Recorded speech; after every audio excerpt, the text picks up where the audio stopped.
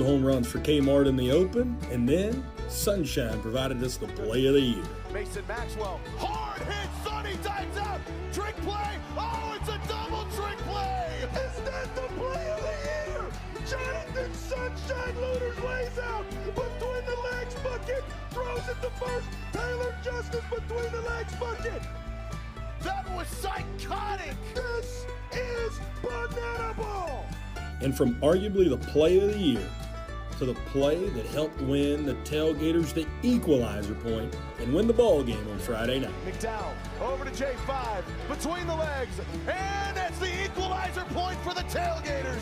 Double trick play. Bucket, bucket, and just like that, the Texas Tailgaters off the backs of the Texas Kid and Taylor Justice win the Equalizer Point. It's vitally important.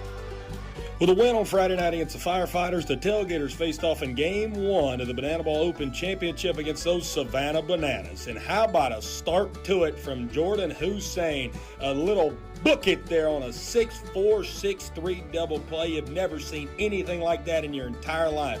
And then, we hadn't seen this yet this year either. Jordan Bart hits his first home run in his Banana Ball career, en route to putting the Tailgaters up 2-0 there in the third inning. Feeling really good about those boys in blue and orange. Now let's feel a little bit better. 8th inning, need 3 trick plays to win the Equalizer Point.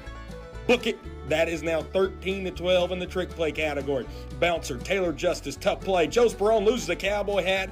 Book it yet again. 13 trick plays apiece to get the final out of the inning. Taylor Justice bounces it off the turf like LaMelo, and that's how the Tailgaters win the Equalizer Point.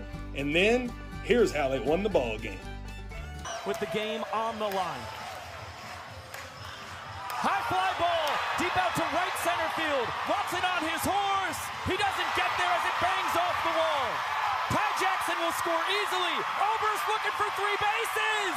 He's out. Perfect relay by Jordan Hussein. Fantastic deep by Jordan Barth.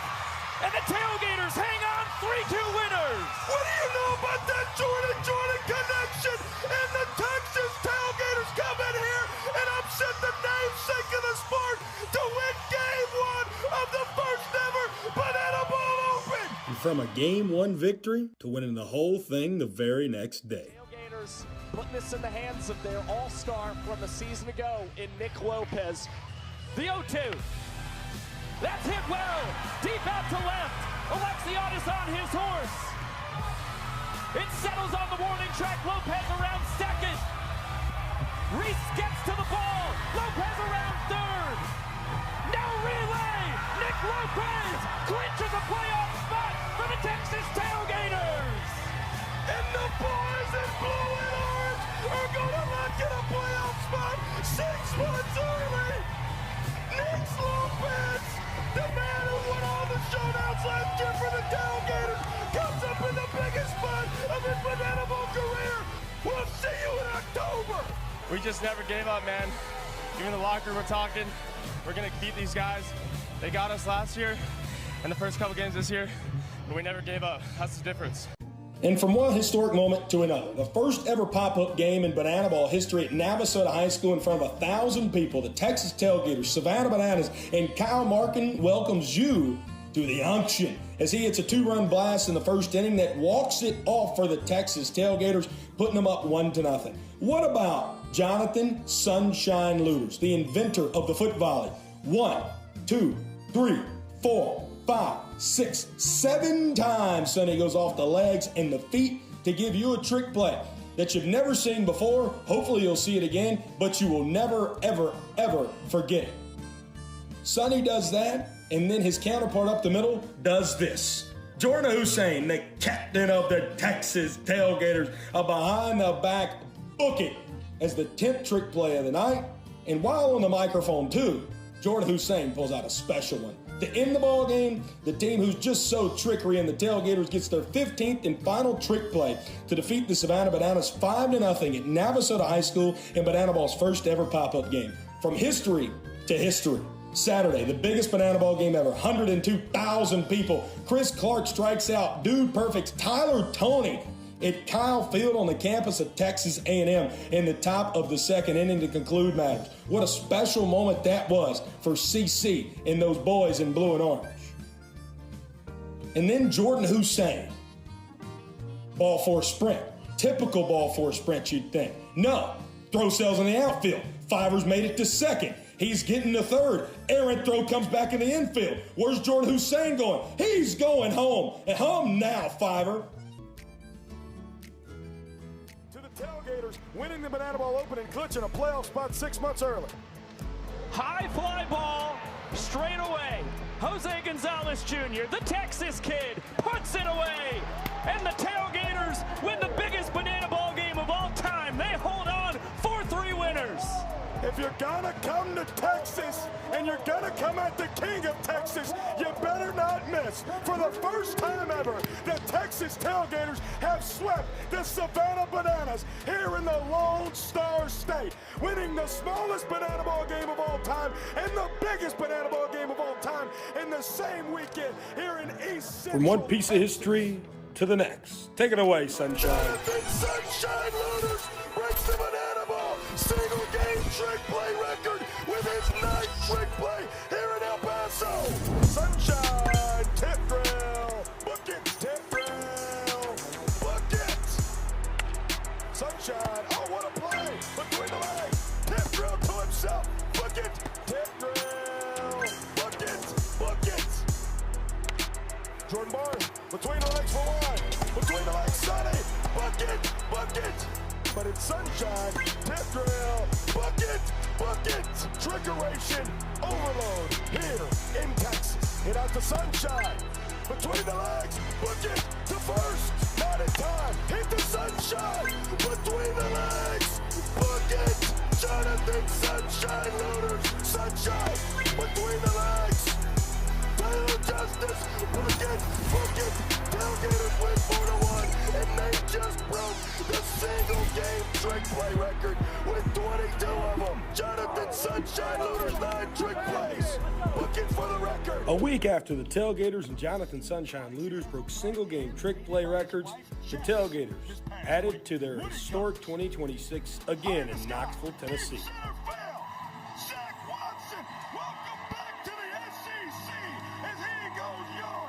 First time in 2026. Yep. Full count yet again. Waddy! No, he didn't! His second yo-yo of the night! And he's volunteered himself for the call to Neely. The 1-2. Hit in the sky. On the infield. Sunshine.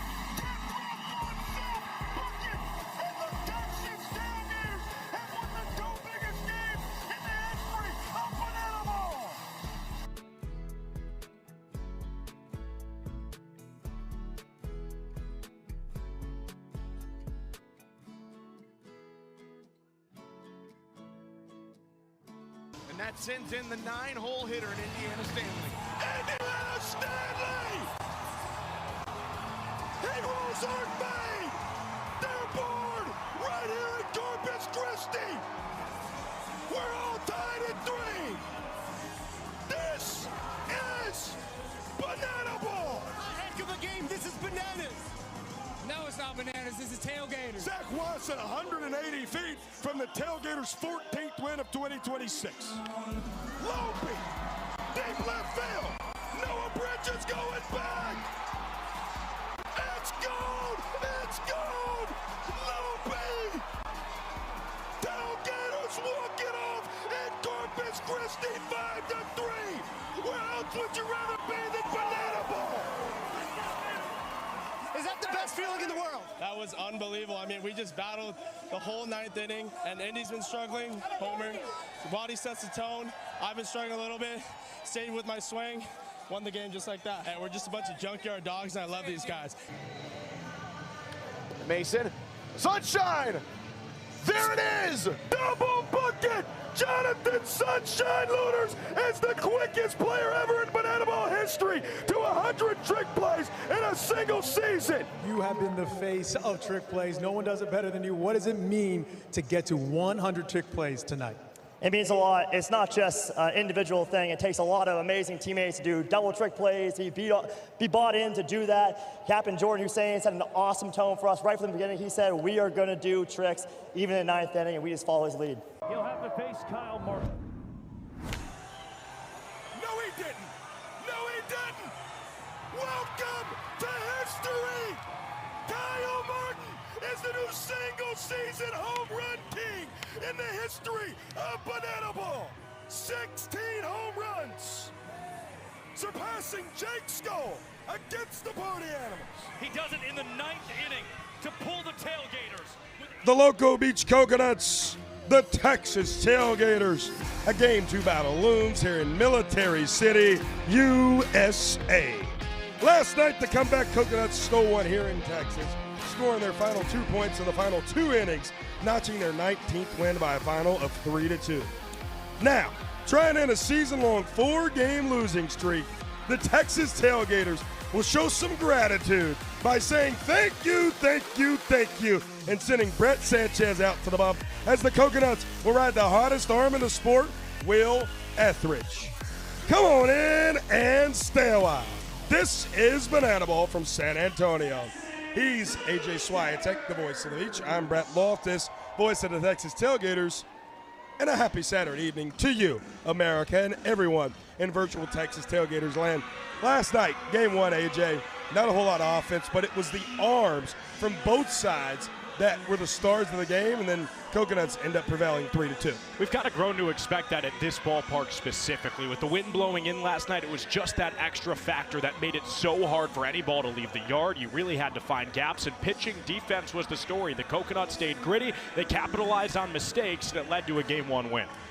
Speaking of Game 1, we keep talking about Game 1. Why don't we just look at Game 1?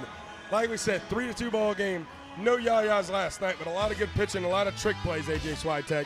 Lots of good pitching, lots of trick plays.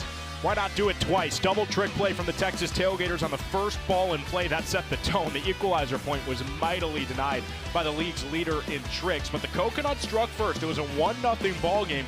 They've just got a knack for a comeback. You already know the story. The Tailgaters take over on offense. Taj Porter walked off the second inning. So through 2 innings, we've seen 2 runs and 2 points, but then there was a big lull in the middle of the game where it was 0 after 0 after 0. Scoreless inning. You get a scoreless inning. Drake Fontenot felt like Oprah the way that he was just dishing out strikeout after strikeout. It was the best outing of the Coconut Cannonballer's career. He had defense turning double plays like that one behind him. How about 6 innings of 1-run banana ball for Drake Fontenot last night? Himself and Chris Clark dominated, and when the bullpens opened up, so did the contest.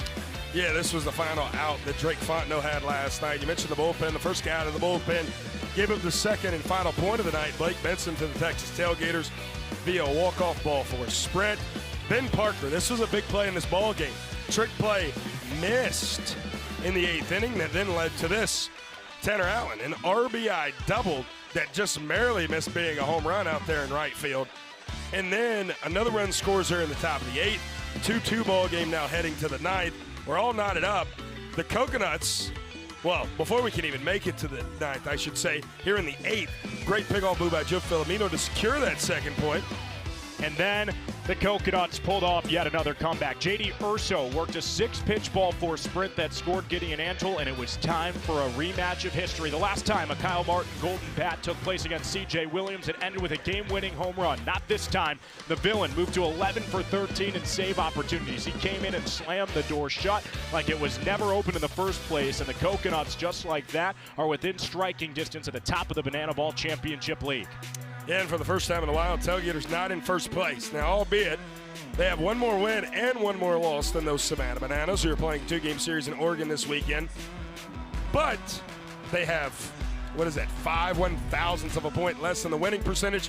Therefore, they are in second place. You mentioned it, Coconuts, 1 1,000th of a point away from those party animals when it comes to winning percentage. 1 through 4 right now, AJ, so close. It is, and there's two things that I really want you to keep in mind when we're looking at these standings. First and foremost, the tiebreakers in full effect. If the Coconuts and Party Animals or Coconuts and Firefighters finish with the same record, the Coconuts have secured the tiebreaker against both teams by winning the season series. Then you look at today's game and how much it means. A win for Loco Beach pulls them within a half game of first place ahead of a 3-game stint against the Clowns. On the other side of the equation, the Tailgaters, after being swept last weekend and dropping last night's game, getting back in the left-hand column with the Bananas loss can move them back to the top of the standings ahead of their final series before the July break. You know, these Coconuts and these Tailgaters have been powered for much of the year by their offenses.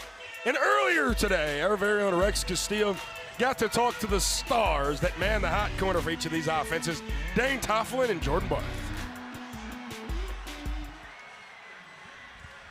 Hey guys, when you talk about dangerous batting orders in our sport, you gotta talk about what the Texas Tailgaters are doing and what the Loco Beach Coconuts are doing. And in fact, we're joined by two of the most dangerous bats in this sport. Jordan Barth with the Texas Tailgaters, Dane Tofflin with the Loco Beach Coconuts. Here's a crazy stat, boys.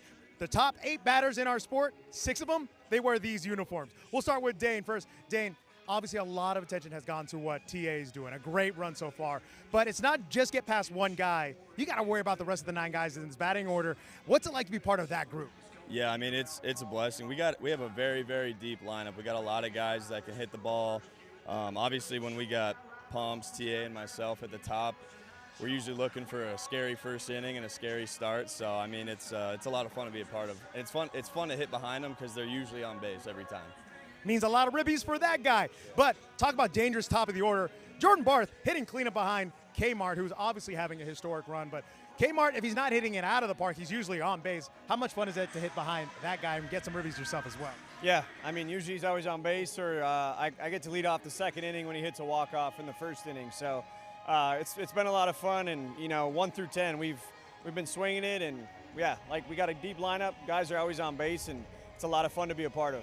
The ball will fly out of the park here. One final question for you guys. When it comes to hitting being contagious, Jordan, we'll start with you. Does it become contagious? 1 guy, 2 guys get a hit and like, all right, everyone's going to be part of this party now. Absolutely. I mean, hitting's super contagious, especially when the wind's blowing in. And we got to, you know, pound some singles through some holes. And, you know, it just seems like they keep piling up if it happens. And, yeah, it's been a lot of fun. Does that hitting contagious disease that also hit at the beach as well, Dane? Oh, yeah, it's at the beach more days than it's not. Hey, guys, we'll see what these two will do. Not only these bats, but a lot of bats throughout the batting order will do some damage in the series finale here in San Antonio. Let's send it back to you. We are most definitely playing the hits this weekend. We'll take a look at those who lead Banana Ball in hits. Coconut, Tailgater, Coconut. 5 of the top 10, or I should say 5 of the top 8, rather, playing in this ball game tonight. I'll take it a step further, Brett. How about 8 of the top 11? The 3 that just missed this graphic are Jordan Brewer with 42 hits, Gideon Antle with 41, and Ashby Vining with 41. This Coconuts offense has a knack for putting the ball in play and making the defense earn it. It was the difference maker last night. And when we're playing our sport of Banana Ball, hits, they're kind of like baseball. But there's 11 rules that distinguish us here in Banana Ball from that sport of baseball. Let's hear them. Jesse Cole. Banana Ball is the fastest and most entertaining show in sports. And the 11 rules guarantee the most fans-first experience every second. Unbelievable! Welcome to the Banana Ball Championship League. Rule number 1, win the inning, win the point. The team that scores the most runs in an inning wins the point. It's a walk-off winner to the deepest part of the field. Oh my goodness! With the Equalizer Point, trick plays provide the away team an opportunity to earn a point going into the final inning. And in the final inning, every run counts as a point. Rule number 2, Banana Ball has a 2-hour time limit, guaranteeing that every game is fast-paced and action-packed. Rule number 3, no stepping out of the batter's box. If you do, it will result in a strike. Max stepped out of the box, and because he stepped out of the box, that's it. Rule number 4, no bunting, because bunting sucks. If you bunt, you'll be thrown out of the game. Rule number 5, batters can steal first base. Ball 3, Gideon taking off for first throw from Leroy in time. Rule number 6, there's no walks. Walks are ball force sprints. The batter can advance as far as they want until every position player touches the ball. Those defenders have touched the banana ball. It is a 4-base sprint to open up the ball game. Rule number 7, no mound visits. Nope. Rule number 8, foul balls caught by a fan count as an out. Oh, they caught it! They did! They caught it on the third point! We're going to showdowns! Rule number 9, the showdowns. In showdowns, the best of the best face off in the biggest moment.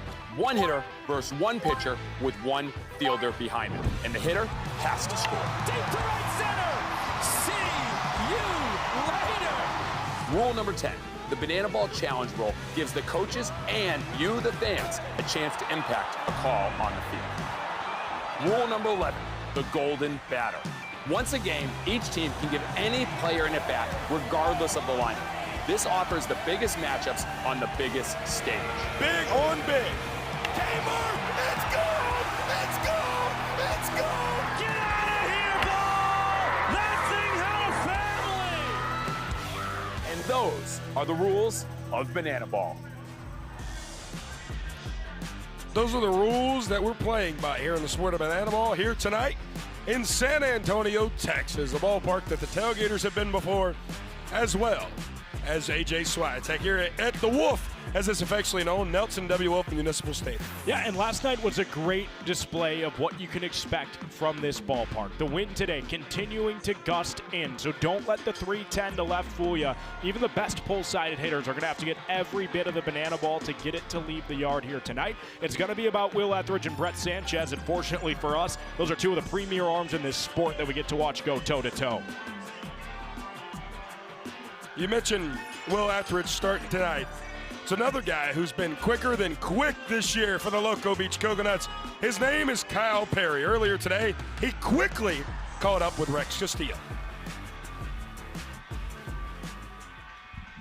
Hey guys, this is going to be quick. This is Kyle Perry. He works really fast, only needs over 1 minute and 7 seconds to get 3 outs. We're going to try and interview him in the same time. Hey, KP, you ready? I'm ready, baby. All right, 3, 2, 1. KP, what is the craziest thing you've seen Mark Crocco do? Oh, took his birthday cake to the head in Orlando. Who is the funniest teammate? Joe Filomeno. Who has the messiest locker? CJ Williams. CJ, sorry about that. What is the best part about being a Coconut? Getting to be on the beach team, chilling out every day. It's awesome. Vibes are always high. Who has the best hair on the team? Ashby Vining. Easy right there. What is your favorite thing to do to strike out a batter? A heater at the letters. Heater at the letters, nice and easy. What is about Loco Beach when people come to this game that they need to know is good, the best show at the ballpark? Oh man, that you bring a great attitude and great vibes, and Loco Beach is a place for you. So that's what I look forward to most for our fans. Comeback Coconuts has been your thing. What is it about you guys that are never out of the fight? Oh man, give us the 9th inning, man. I'll take our lineup against anybody's, and you give our bats a chance, and I like our chances. Best DJ in the locker room? Terrell. Yeah, easy with Terrell. Got to give him the aux. Finally, what is going to happen today? Last question. Coconuts W in a sweep.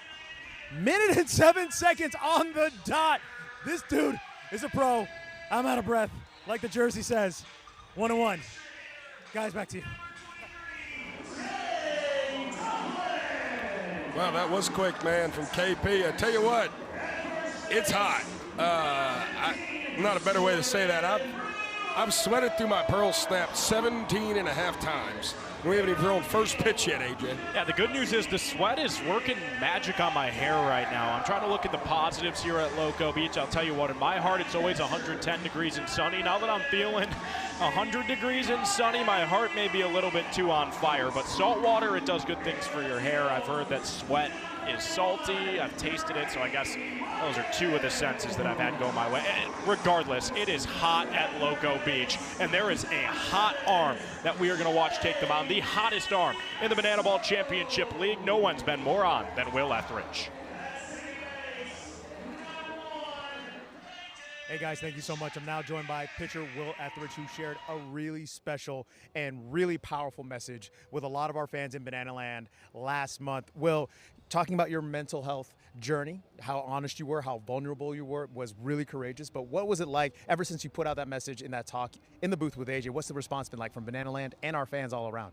I mean, I've had a large amount of support from everyone, you know, from opening up to the locker room and everyone wearing green eye black.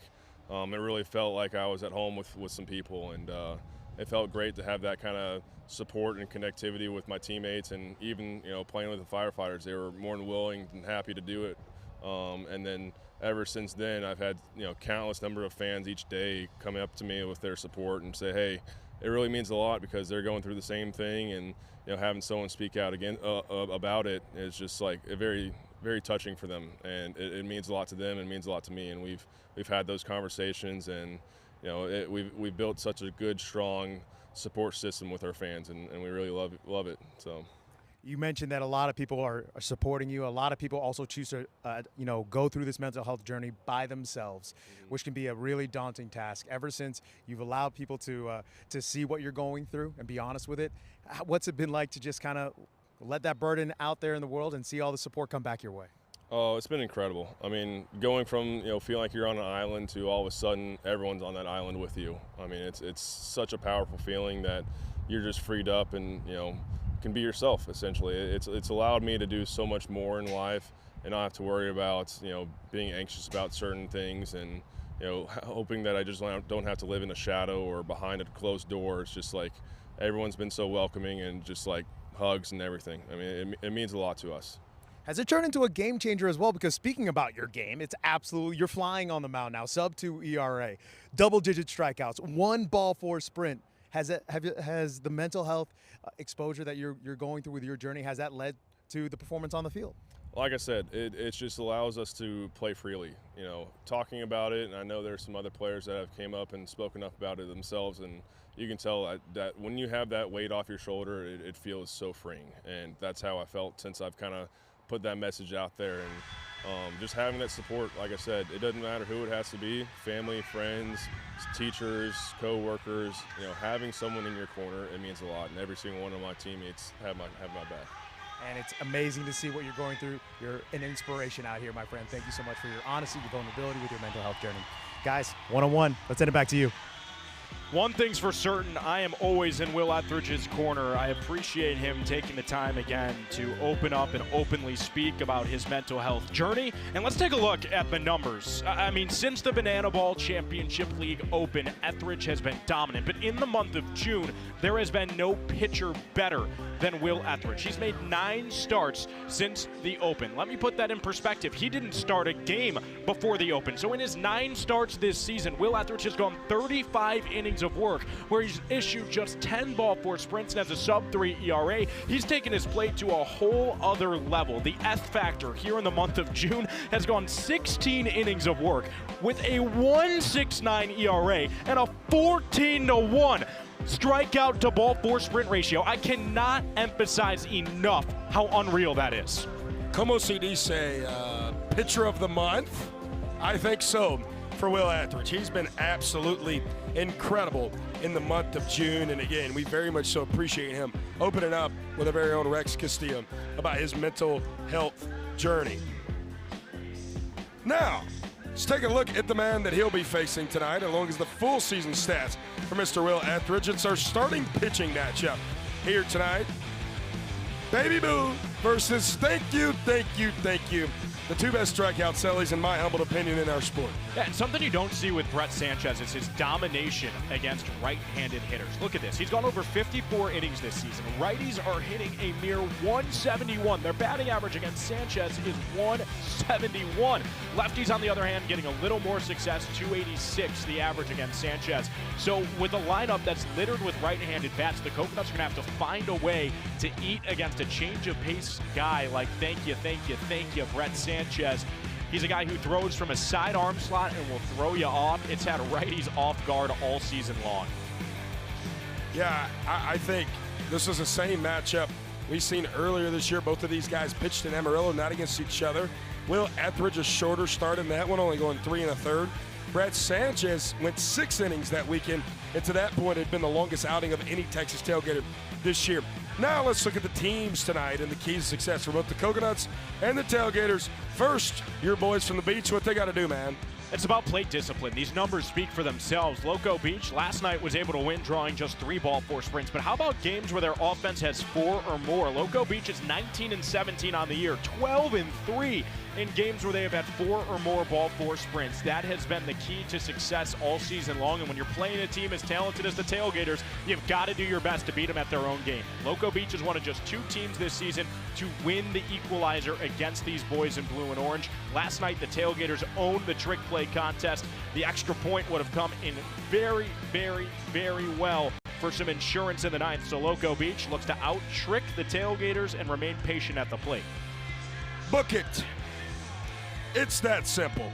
23 straight games have these boys in blue and orange, or red, white, and blue tonight, have recorded 10 or more trick plays. That is an incredible streak that I don't think we'll see touched anytime soon. And home sweet home, man. With the boys in red, white, and blue are playing as the home team, especially here in Texas. They are 12-7 as the home team. Now, of those home games, 16 of the 19 have fallen in Texas. 3 of those played in Tulsa, Oklahoma, where they went 2-1 against the Clowns. So if you remove that Oklahoma series, 10-6 in the Lone Star State this year, AJ.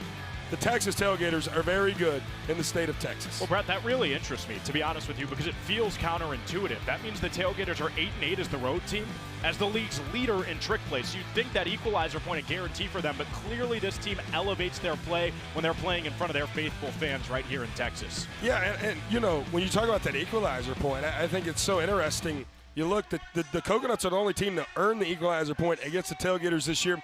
Party Animals have done it once as well, only 2 times. In those 19 games, have they conceded the equalizer point.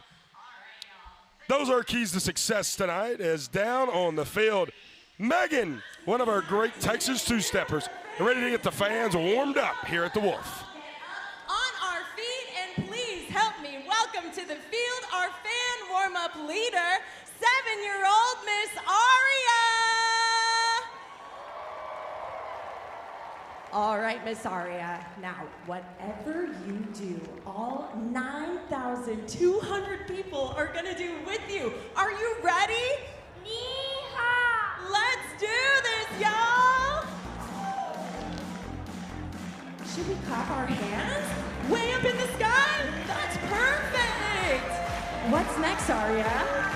Maybe we do a little disco. A lady from the eras. What's next?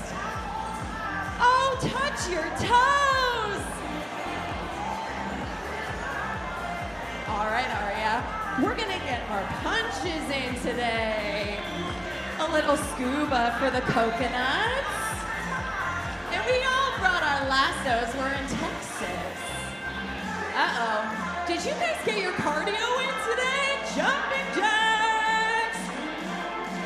And clap those hands, y'all! Make some noise one more time for our fan warm-up leader, Miss Aria!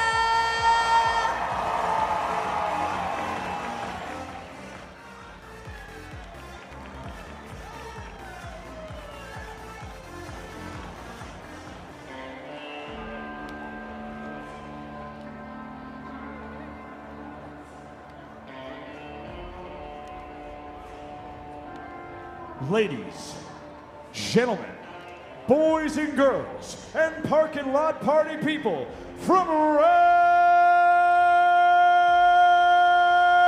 the world. Tonight, you and thousands of your friends here live, millions more watching at home, have gathered to witness something that frat boys across the country could only ever dream of. From parking lots to 80-foot yachts, from backyard grills to a stadium that thrills, the pre-gamers come from every corner of the globe to witness this. But this is not baseball.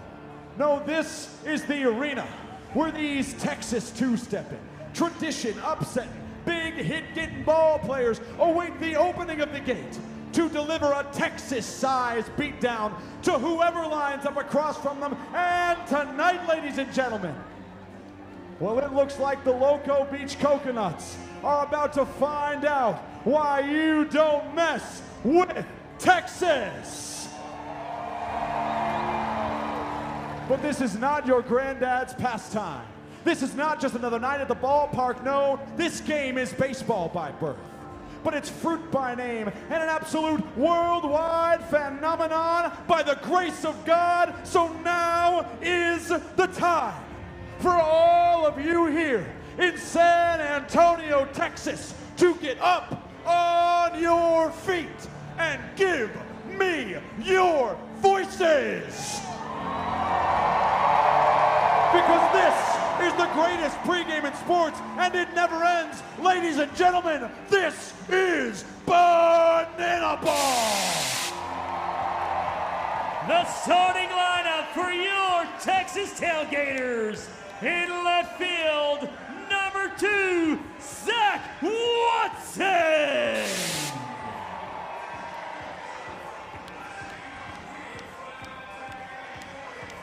The designated hitter, number 9, Nick Lopez.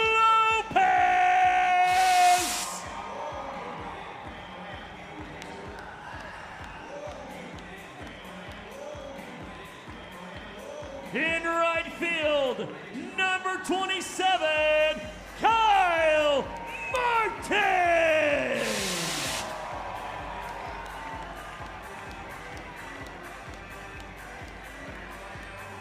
At third base, number 6, Jordan Mars.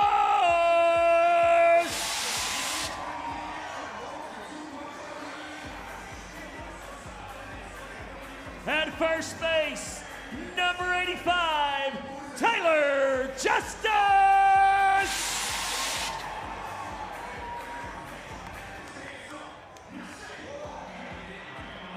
The extra hitter, number 28, Brother Jose Gonzalez.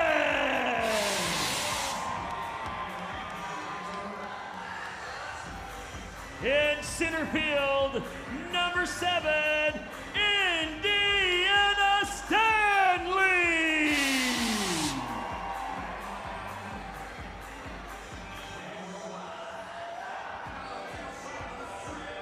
Behind the plate and catcher, number 26, Taj the Quad Father Porter.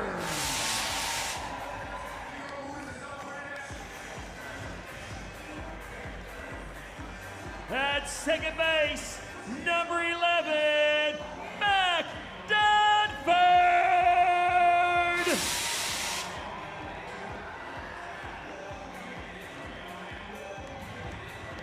At shortstop, number 5, the Texas Kid, Jordan Hussein.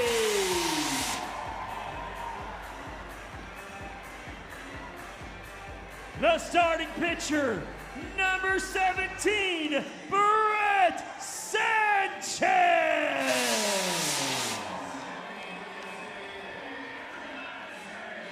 And the coaches leading the party, head coach Joe Mikulik, Coach Penny, and Coach Andrew, father of the tailgate, Boardman.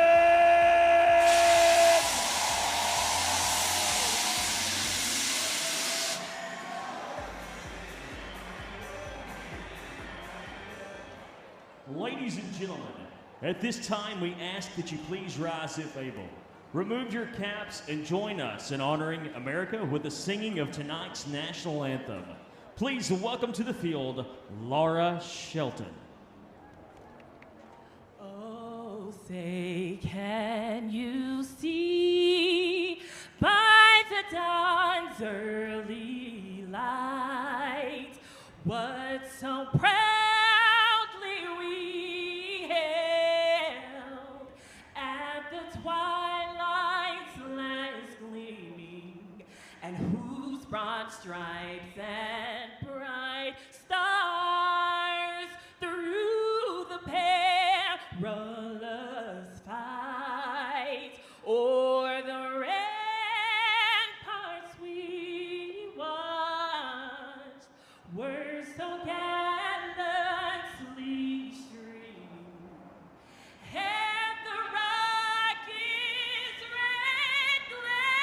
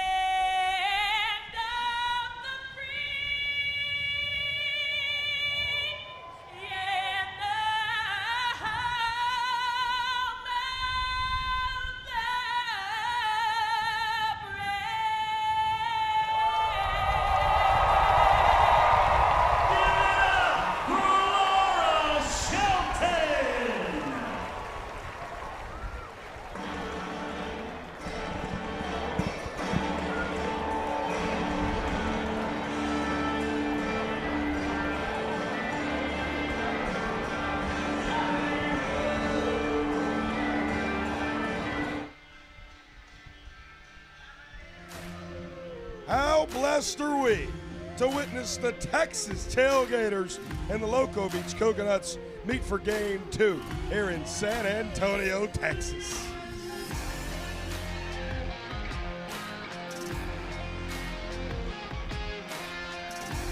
He's AJ Swiatek, the voice of the beach. I'm Brett Loftus. And hello to all of you watching on Valley Sports Live and the Stadium app. AJ, last night, 3-2 pitchers duel. Tonight, I expect the offense to come to play. Okay, hey. We don't agree, but that'll be fun. These are two of the league's premier offenses, yes, but we're also watching two elite arms in a pitcher-friendly park. So, not a betting man, but if I was pushing my chips anywhere near the center of the table, I'm expecting a great outing from Will Etheridge, and I'm expecting a lot of thank yous from Brett Sanchez. Well, speaking of those guys, let's take a look at the defense tonight.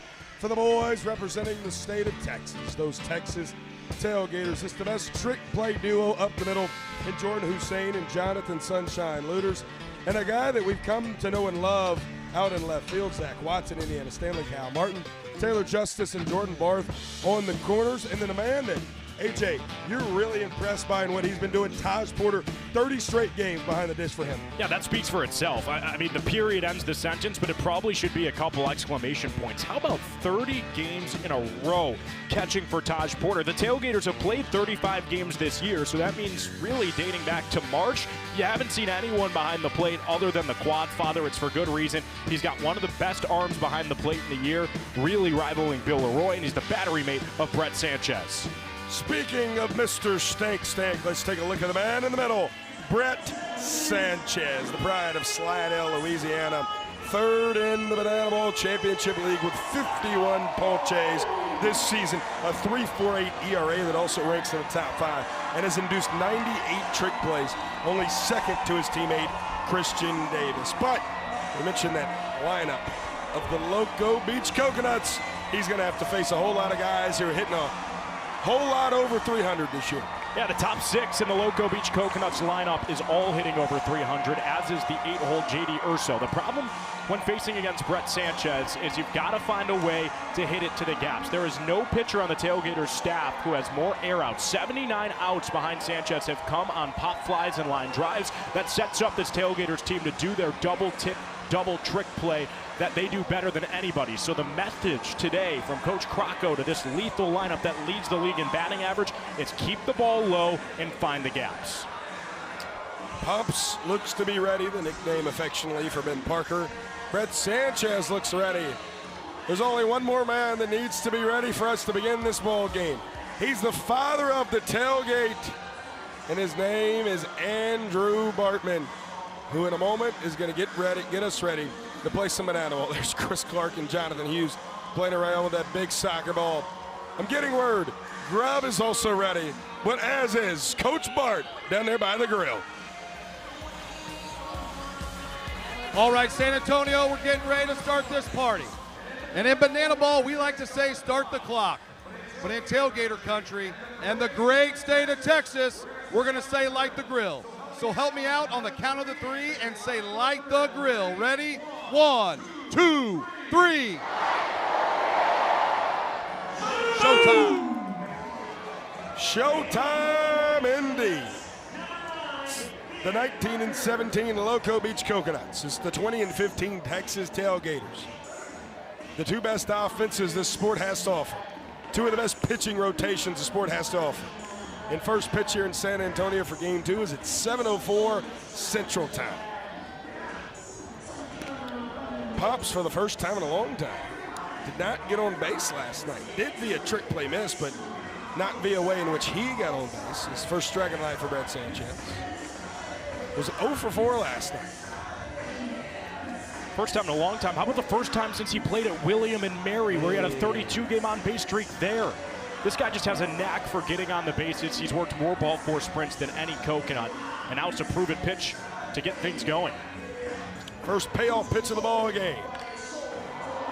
Floated to right. Kyle Martin says I have it for out number 1 here in the top of the first. It's a little bit of a tailing fly ball. You expect to see a trick play attempt, but I like Kyle Martin just bringing it in and starting Brett Sanchez's day off on the right track. And it's awfully windy here in San Antonio. We told you guys in the pre-show they were watching on YouTube about how hot it is. I mean, 91 with a heat index of 100. This one's hit up the middle. Tanner Allen continuing to do what he does. 4 hits now in this series. The wind gusts are 13 to 20 miles an hour. And they're blowing all over the place. How hot it is. How hot is Tanner Allen? 59 hits on the year, leads the entire Banana Ball Championship League. He's now 1 shy of the 60 mark. And now 4 for 5 in the series. Taj Porter, when you catch 30 straight games, you take a beating back there. Look at this foul tip off of him. Right off the mask, man. Taj is tough as they come. Taj too tough, if you will. As if that man didn't need another nickname. The quad father, the biggest, the largest. Start calling him Taj too tough, man. Big Timber sends one high in the sky and out of play down the first base side.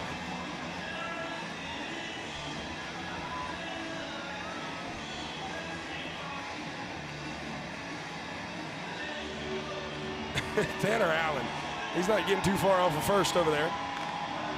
Dang, out to center. Indiana Stanley, what say you, my friend? Tepgrill, book it. First 2 trick plays of the ball game for the boys from Texas. Brett, that's case in point right there. That's the 81st flyout against Brett Sanchez this year. He does it better than anybody, and with the defense behind him that has that exact double trick play perfected better than anyone else in the league, it creates a really lethal duo. Jordan Brewer, when he was in the Astros organization playing for the Corpus Christi Hooks, played in this ballpark against the San Antonio Missions 3 straight years. He is very familiar with that 310 porch down the left field line. Now Brew wearing the tail in orange here in Banana Ball. 1-2, misses up. Facing his teammate from a year ago with the Visitors, Banana Ball's development team. Jordan Hussein, between the legs, bucket! Sunshine caught it in his hat.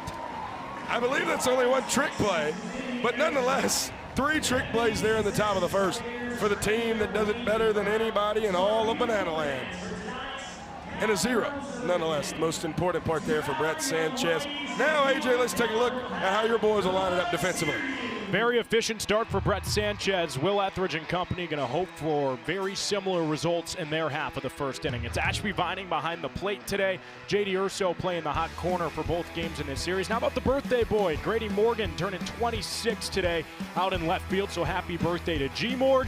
And this entire defense looking to help support him and Will Etheridge's cause against the second-placed Texas Tailgaters. Let's take a look at Will Etheridge and what he has done. Etheridge in the month of June, we talked about it, nails in the coffin. 16 innings of work, 1.69 ERA, 14 strikeouts to just the 1 ball 4 sprint. But how about in his last 8 starts? Electrifying stuff. Sub-3 ERA comfortably, 2-0 record, and again, 14 points earned, just the 10 ball 4 sprints. This is a guy who fills up the zone, but does have a tall task, specifically with the middle of this Tailgaters lineup. Yeah, man, I had a great conversation today with Eric Osberg talking about Banana Ball and how lineups are constructed.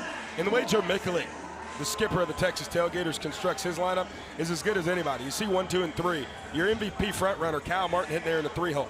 Then you go 4, 5, 6. Barth, Justice, Gonzalez. Barth and Justice currently in the top 7 in batting average. And then after that, Stanley Porter, Danford, Hussein. I mean, how you construct your lineup in this league is absolutely incredible, and the Texas Tailgaters love to do it in 3s, and that's what you've seen here. You got a big bopper somewhere mixed there in each of the third of every lineup, of the entire lineup, I should say. Zach Watson, ball and a strike on him. Waddy 0 for 3 last night. Moves out of the way of that one. He had a great diving catch out in center field during Jason Art's live and left. Too early, fans, an opportunity on the berm, but they don't catch it because you got to bring a glove. Thank you, if you will. Waddy, deep left. Grady Morgan going back at the track, and we'll have it for out number 1. And that, my friends, is the win. Cake and candles. It's his birthday, and he's getting his too. Grady Morgan, 1 ball in play, immediately able to bring it in. That's good to settle in as an outfielder early in the contest. And it brings up Lope. What you got on what Lope's got going on today? Blue mustache is back here in San Antonio. He has the bedazzled eye black today. Some blue on top of the actual eye black. I'll tell you what, I saw him post-game yesterday, and the mustache wasn't blue, and it threw me for the biggest loop. I was like, whoa, who is this? So it's safe to say I love it. I'm glad the blue stash is back and here to stay. The pump up, back behind Lope there with his blue mustache. Randy Voss calling balls and strikes tonight. That's a called strike, 2-2. Lope, clearly not a fan of that last one. It'd be great if we could see it. There we go. Payoff pitch, ball for Sprint. Good transfer there from the boys from the beach. And Lope will be the first base runner of the night, represents the inning-winning run here in the first. One thing I really admire about Will Etheridge is he's the same pitcher whether there's one guy on behind him, the bases are loaded, or they're empty. He keeps his same confidence, so don't expect anything to change except for the fact that now he'll be working from a quick stretch. Now it's the MVP front runner of Banana Ball, Kyle Martin. 16 home runs, his single season record. 49 RBI, also leads Banana Ball. That OPS also leads Banana Ball. Backside, way out of play and foul. Kmart, 0 for 3 last night. I hadn't seen too many 0-fers from him this year. Did reach via a 2-bag ball for Sprint.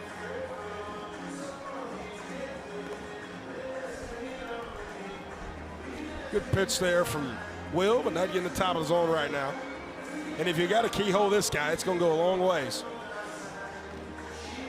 2-1. Ashby being a trooper back there takes a foul tip. Oh, that was off of Randy Voss, who pounds his chest.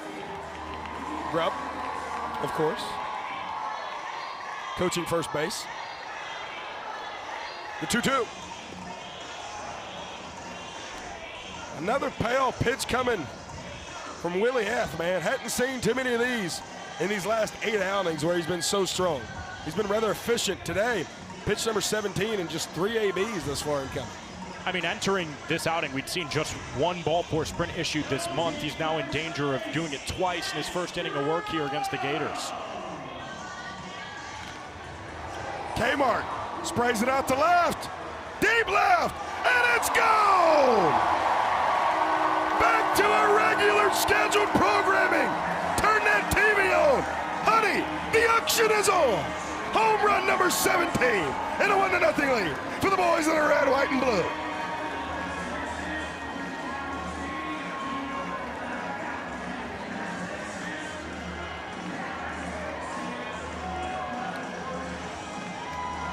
Who said you couldn't hit home runs here in San Antonio?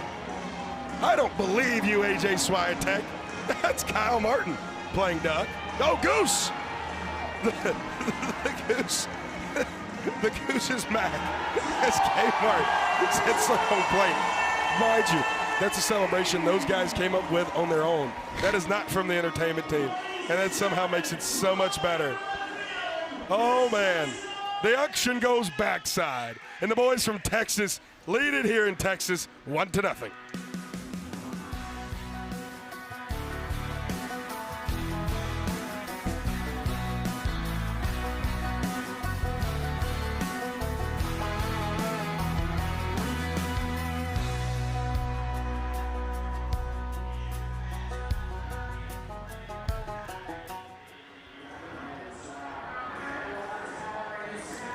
What y'all got on the auction, man? Hey, YouTube, by the way. Yeah, it's a small town where my roots run deep. We live it big down here. Let me show you what I mean. You told me nobody's going to hit a home run this weekend. You lied to me. I'll tell you what, if there was one person to do it, it would definitely be Kyle Martin. That guy, I'm convinced he's a Martian. 17 home runs, just adding to his own league record. We're not even 60% way through the season, at least for the Tailgaters. Sometimes I go to bed at night and I think to myself, man, what can't Martin do? Number 18, Gideon Antel.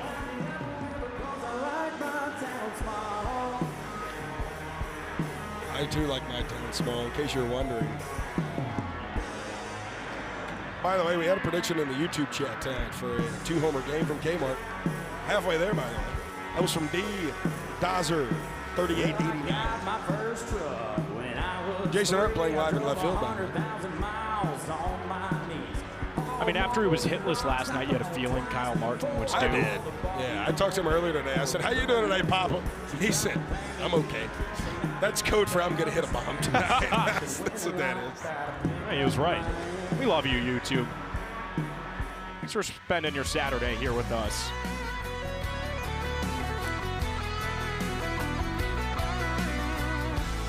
There's a man with a glove and a microphone performing in left field. His name is Jason Hart. It's called Live in Left Field.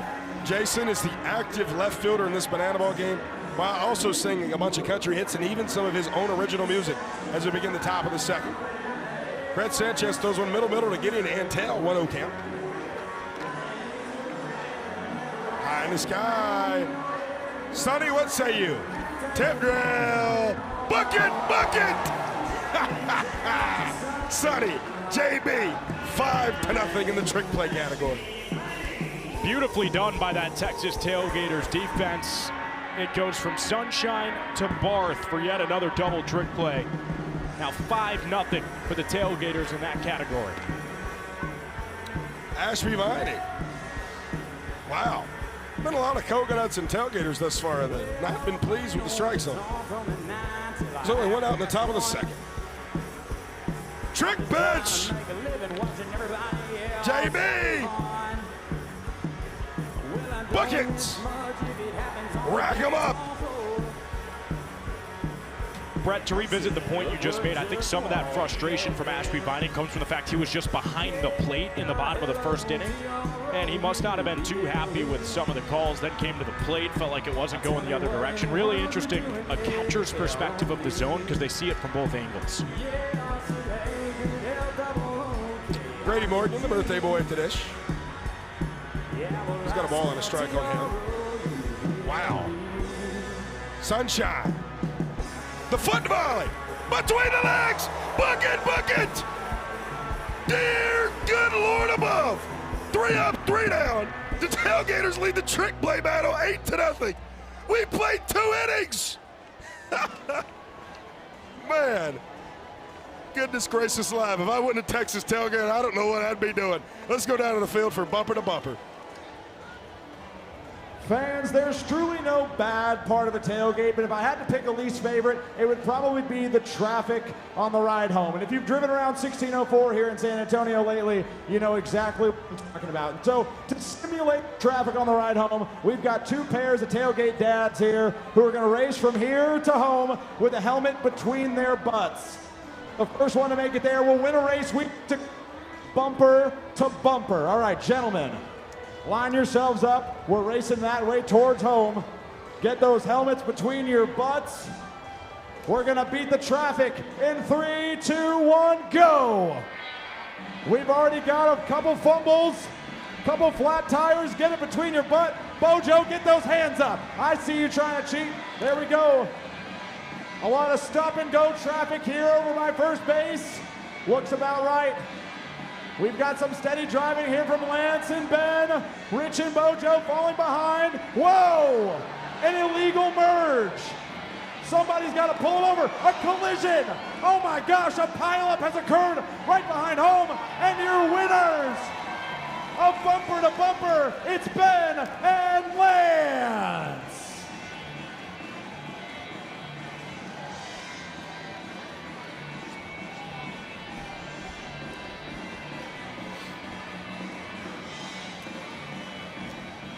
That was crazy. Second note here. He's AJ Swat to take out Brett Loftus. It is 9-0 in the trick play now. If I remind you, that play that happened at the end of the first double trick play, Jordan Hussein, Jonathan Sunshine Looters up the middle, and 1-0 ball game, 9-0 trick play battle. AJ, that equalizer point is waning by the moment for the Coconuts. Jordan Barth, leadoff single. You know, that guy almost called his shot in the pre-show when we interviewed him. He said, you know, usually hitting behind Kmart, I come up with a guy or 2 on base. or I just lead off the second after Kmart hits a walk-off. Kmart hits a walk-off 2-run homer in the first and then leads off the second with a single. That'll work. Yeah, that'll play. Now it's time for the man who leads the Texas Tailgaters in batting average and second in all of the Banana Ball Championship League, Taylor Justice. JD to second, to first. Officially 5-4 fielder's choice. The little fumble from Urso is one he's going to kick himself over. It's a play we're used to seeing him make on the hot corner.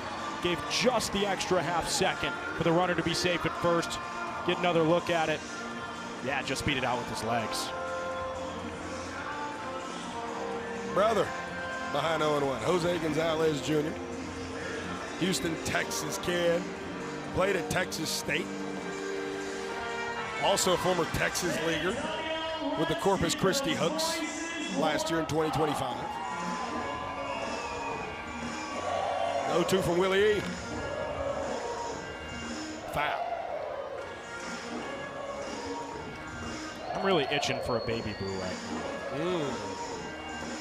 If you don't want to know what that is, you may in just a moment. The 0-2. It is one of the best strikeout sellers in the entire land. The amount of fans pregame who have him do TikToks with him doing that, it's now his signature move. He's made the baby boo his own.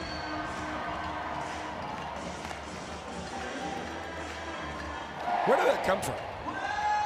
He just liked the dance. Sometimes that's all it takes. Yeah. Sometimes you just get on social media enough and you find something, I guess. And she gon' call him baby boo. There it is, right on cue. The F factor gets his first strikeout of the evening. All smiles for Will Etheridge, who's an out away from posting a scoreless second after a strikeout and a baby boo to boot. By the way, She Don't Call Me Baby Boo is an NBA Youngboy song for all those who are into that world of music. She don't call me baby boo. That's how the song goes. That was kind of accurate. That's how the song goes. Indiana Stanley fans an opportunity. Ooh, a young man had his glove, but just out of the reach. Beat me to the punch, man. That's exactly why you bring it. That was almost a nifty play. Once puberty comes, that ball's caught. What about now? Bare hand by a father. Not able to catch it. Now maybe a puberty never hit him. That one's brought in. I don't think you guys can hear it, but Jonathan Sunshine Looters screaming in my ears about the block on that last one. This one fouled back to the stop. Something tells me we're going to be hearing from Sonny soon, very soon. The man who leads Banana Ball in trick plays.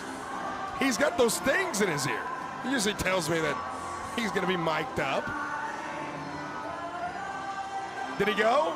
Oh, it's a called strike anyway. And she gon' call him baby boo.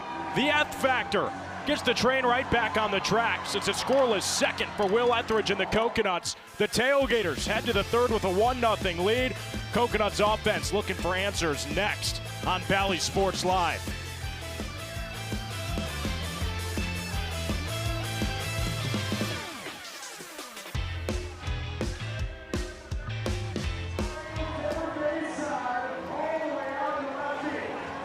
Oh, what is going on? Grub and Peter, man, they really love each other today. They calling each other baby boo. Oh, man. Brett, you were making me cry laughing today with the baby boom. We can't give context to what that is.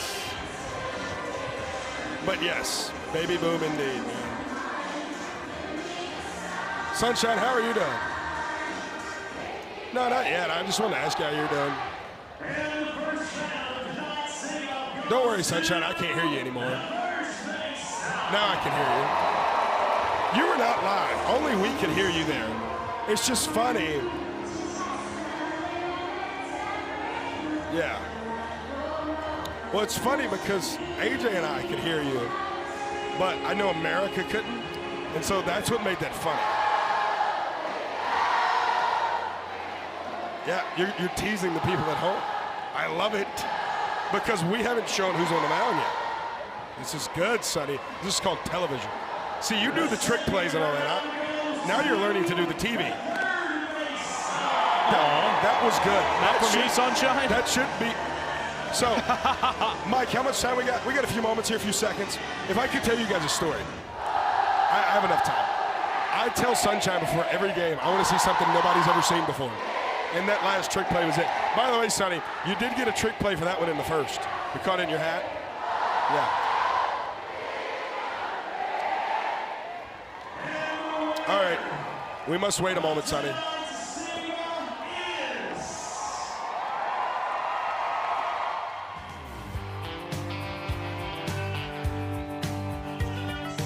How about this trick play back in the first? Jonathan Sunshine Looters caught it in his hat. And then he did his patented tip drill. Show me the one. Show me the special one that he did. The really, really special one that he did with the feet.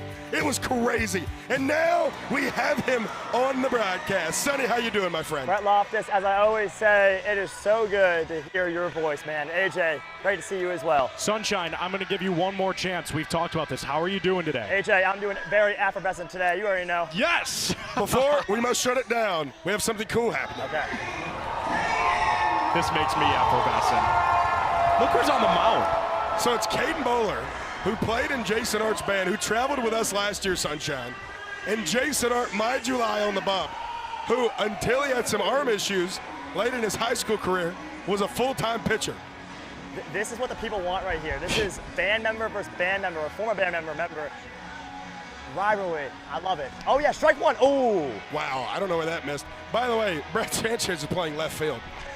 Oh, my gosh. We got to get him a trick. I'm going to bat it all the way to him if we get it. Taylor Justice just threw his hat down for a yard card. Hey, TJ. Sunshine, I want you to commentate this. Okay. All right, we got the 2-0. Jason Art, here comes the set. Delivers. Oh, and it drills him.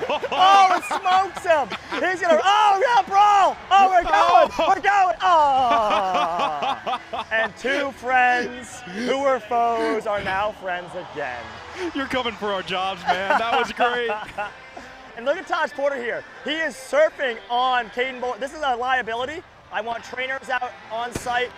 Right, yeah, good job, Taj. How's it feel there with hopping off? All right, so now we have our starting pitcher Now we have our starting pitcher back on the mound. Hey, Brett, you probably can't hear me. I got him. All right, whatever. Here we go.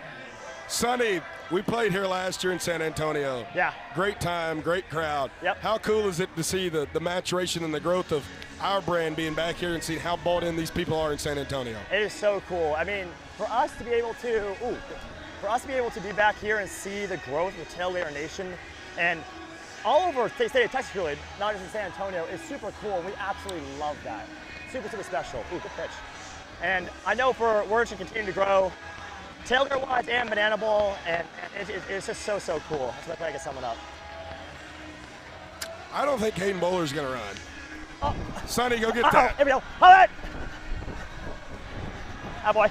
We'll take that. Tip drill from the action. And the 10th trick play of the ball game, Sunshine. That makes it 24 straight. You've always ever recorded. That's 24 straight games the Tailgaters have recorded 10 or more trick plays. Wow, that's pretty impressive. We're already at 10. I didn't even know that. Okay, yeah. Jay's yelling at me right now. I gotta listen. Yeah, you got it. Cool. All right. This guy loves to pull the ball. Oh yeah, so we're over here. I'll be in the hole. Backing it up here. Playing with a partially torn bicep. Whoa. Sunshine didn't even know.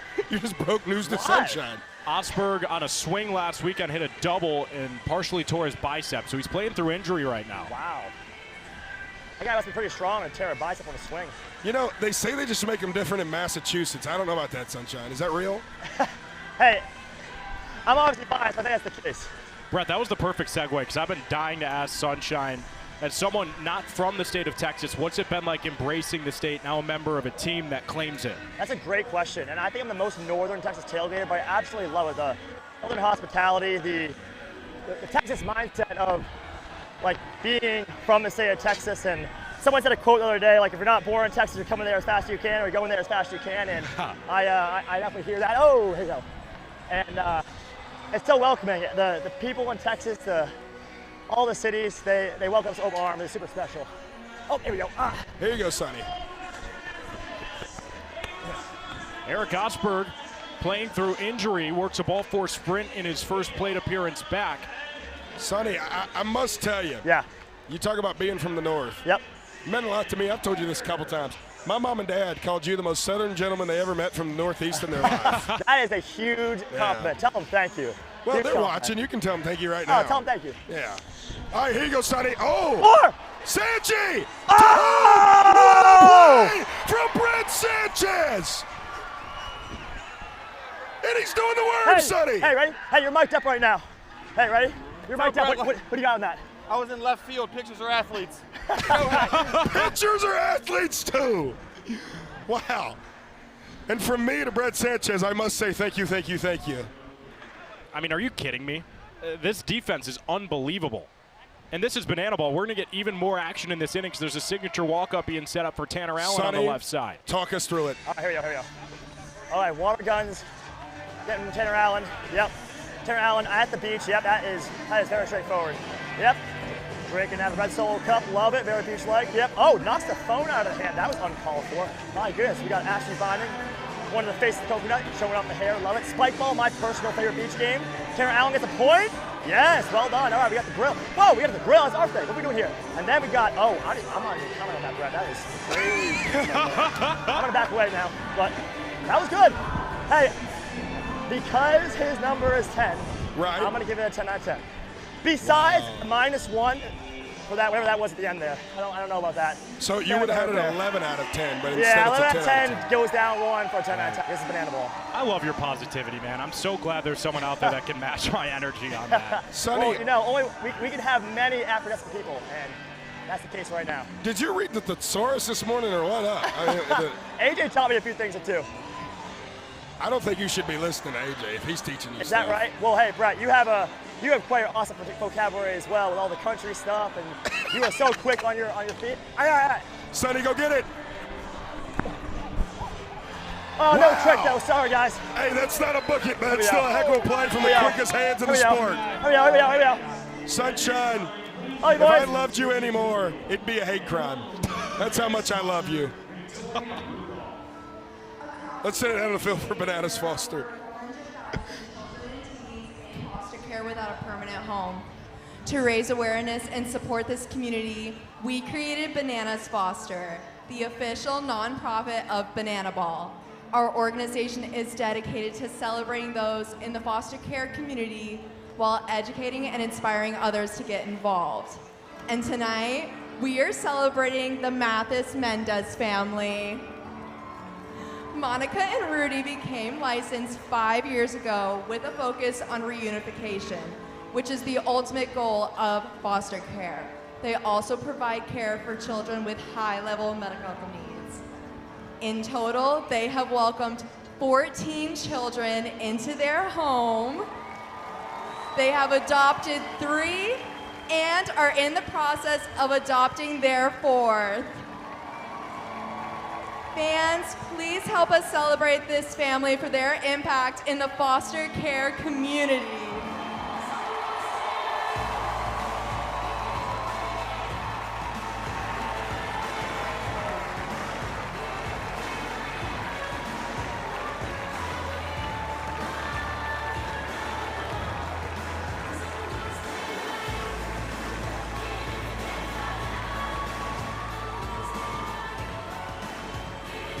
Man, this is so cool. 14 kids from the Mathis Mendez family right here in San Antonio. And it doesn't get much more special San than this. Antonio! Honor this family tonight as our Bananas Foster Family of the Night. We got more Banana Ball as we honor the Bananas Foster family tonight here from San Antonio.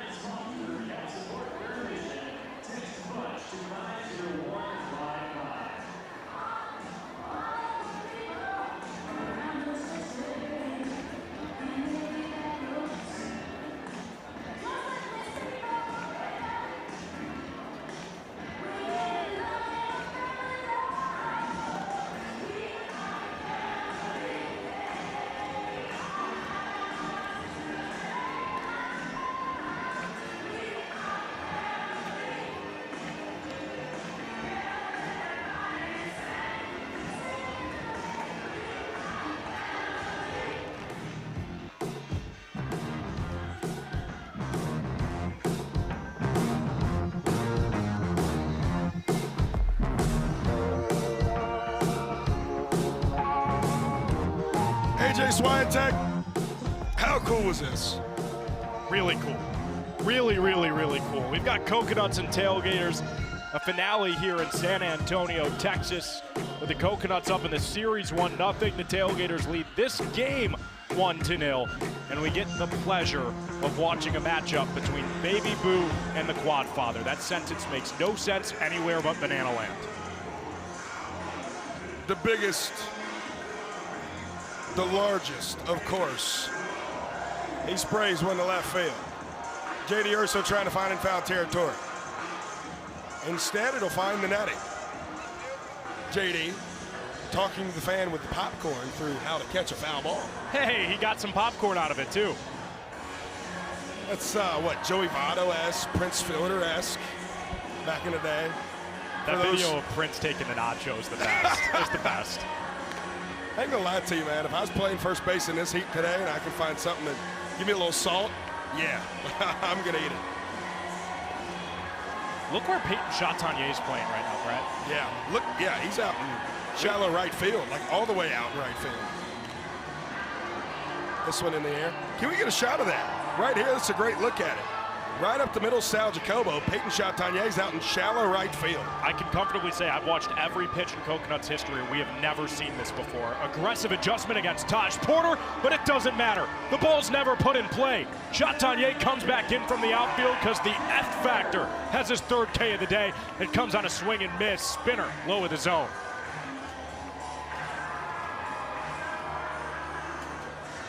Now Shouty moves back in.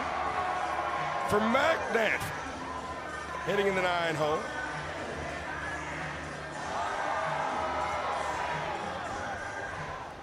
What do we got here, Willie E? I say let it grow.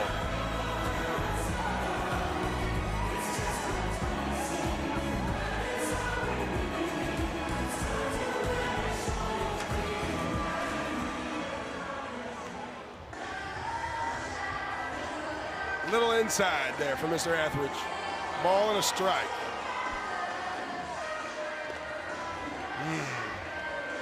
Mac is due for a big time hit, man. One swing of the bat could walk this inning off. A trick pitch from Will. Got him! 4 strikeouts, 4 Baby Boos. His defense didn't have a trick play behind him, so Will Etheridge said, we'll get our first on my own accord. Behind the back, under the legs, and through the barrel. Mac Danford grabs a chair. 4 strikeouts for Etheridge.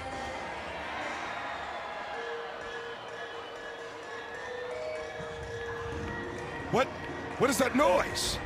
Oh my gosh, there's an engine on the bottom of a buggy. And that's my captain in an H-E-B shopping cart.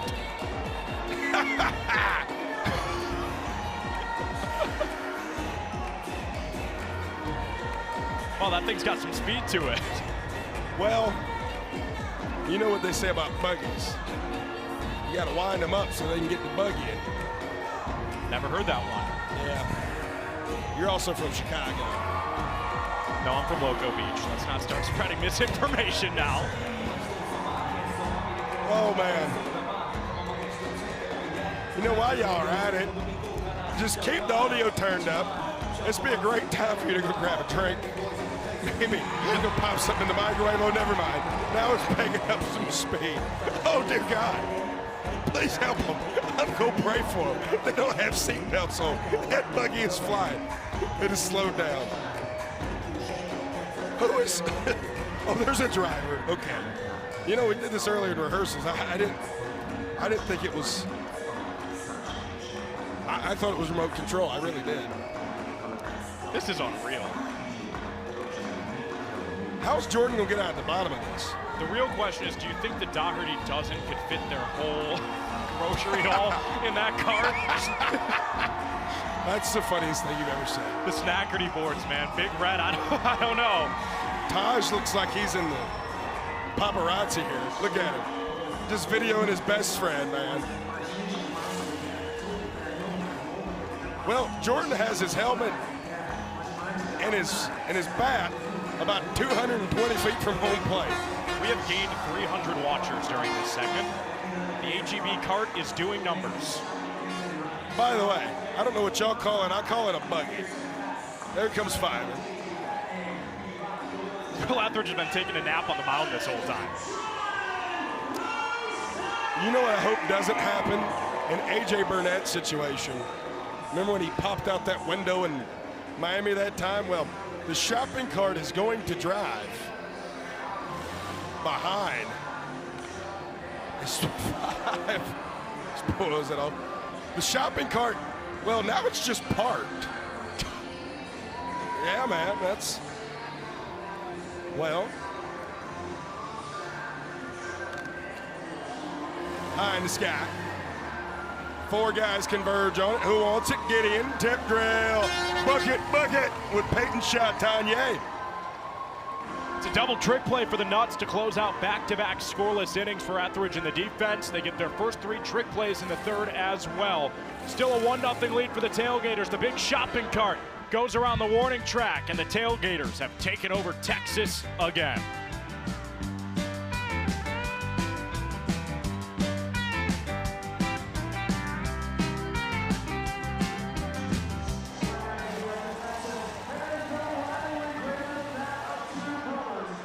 Here on the field with me, I have 6 brothers, all with flags in their hat. In just a moment, they're going to run at each other and try and pull the flags from the other brothers until only one remains. He will be the winner of a game we like to call 6 Flags. Gentlemen, get ready in 3, 2, 1, go! Lots of chaos early. We've got some flags pulled. A couple brothers down. We've got 4 left, 3 left. Who wants to ride the roller coaster? Who's going to get the front seat in the car? Who's mom's favorite? It's time to find out. And your winner, he lost his last. Your winner, it's Gavin.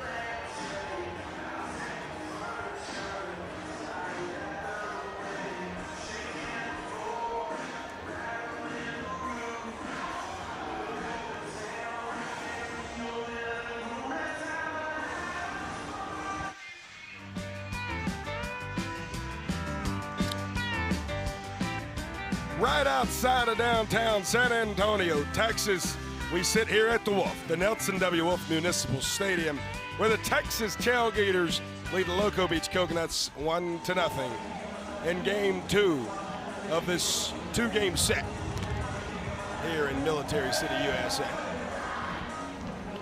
Brett Sanchez has been awfully upset with some ball and strike calls tonight as he's facing Big Timber, Dane Tofflin, for his 2nd time around. He's dealt with the adversity well. Got to let up a run. Really, he's been in the command of the majority of these plate appearances against these Nuts. 10-3, by the way, in the trick play battle. Sanchi now joins Christian Davis as the only 2 pitchers in Banana Ball this year to have induced 100 or more trick plays behind him. I think Big Timber just swung at what was ball 4 there. Broke his bat, too. Yeah. Hit it right over there to Joe Mikulic's brother, who's sitting down in the dugout.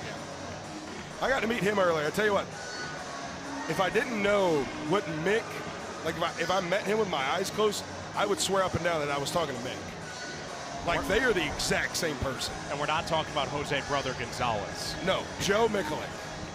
Joe Mikulic's brother, his actual brother.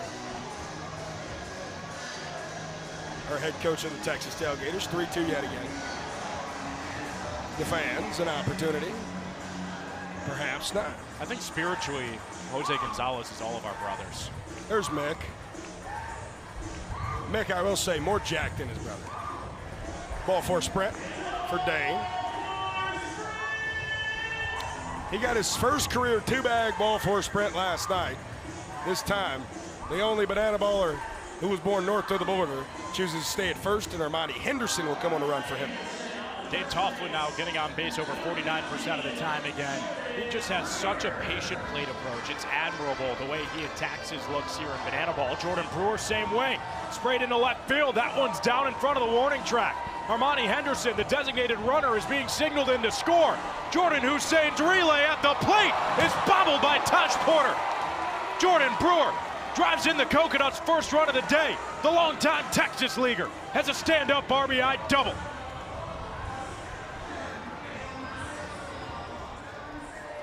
Man, that was a heck of a relay home. Let's see it here. Jordan Hussein, Taj clearly dropped the ball. If he holds onto the ball, that's a bang, bang play right there. But Jordan Brewer, man, gosh, when he connects with a banana ball, he's going to send it a long ways, cutting into the teeth of that 20-mile-an-hour wind here. First run of the ball game, first run, obviously, that Brett Sanchez has conceded. As Gideon Antale quickly behind 0-2. First earned run the Tailgaters have allowed since the first inning of yesterday's game.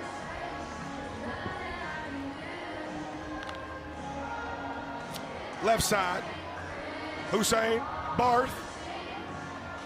J5 will just catch it regularly for out number 2. That was an odd one over there. Excuse me, out number 1, pardon me. That was an odd one over there.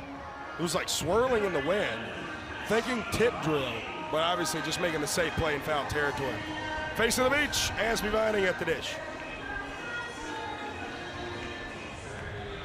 Justin Schwab, one of our great video coordinators here in Banana Ball, does a great job of fielding that one over in front of the Coconuts. Talked to Ashby Vining before the game today. He said he's made an ever so slight adjustment. He's widened his stance by maybe a half-inch. It's helping him stay back on lower velocity pitches. Really big against a guy like Brett Sanchez, who tries to beat you with the off-speed stuff.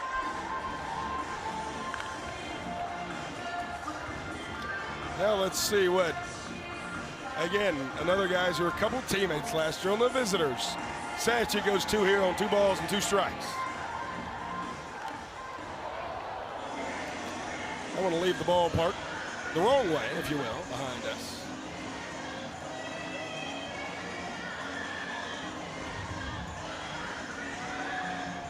Trying to get him to chase. Ashby won't go fishing. Big time payoff pitch. Fouled off. I love this fight being forged by Vining. He's got the least ball four sprints per at-bat in the Coconuts lineup, and he's making Sanchez earn it. Fans, perhaps? No. That one just buried into the roof of that 1997 F-150 that's just been following the Tailgaters around this year. Ball for sprint.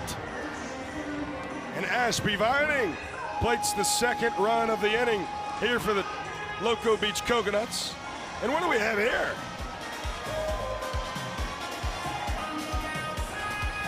I'll tell you what. Looks like it's a great time down there being drunken outside, but I'm having the time of my life being sober and inside in this booth right now. The heat is no joke, and the Coconuts have a multi-run inning. How about an RBI for the face of the beach on a well-fought ball four sprint that keeps the line moving for the birthday boy? You know, that's an interesting play. Ashby doesn't want that ball to hit him. He does a great job moving out of the way. Hit by a pitch right there, makes it first and second. Ball four sprint does a great job moving out of the way. To first for 1. Taylor Justice between legs. Ashby, good base running. Hit the deck. Jordan Hussein will tag him out, and that'll be a 3-6 double play with a trick play in it as well to conclude matters here in the top of the 4th. I think Ashby Vining tried to play rock, paper, scissors in the middle of this rundown. He's like, hey, throw paper, I'll throw scissors, I'll be safe. But the Coconuts scored 2 runs. They've got a chance to tie it next.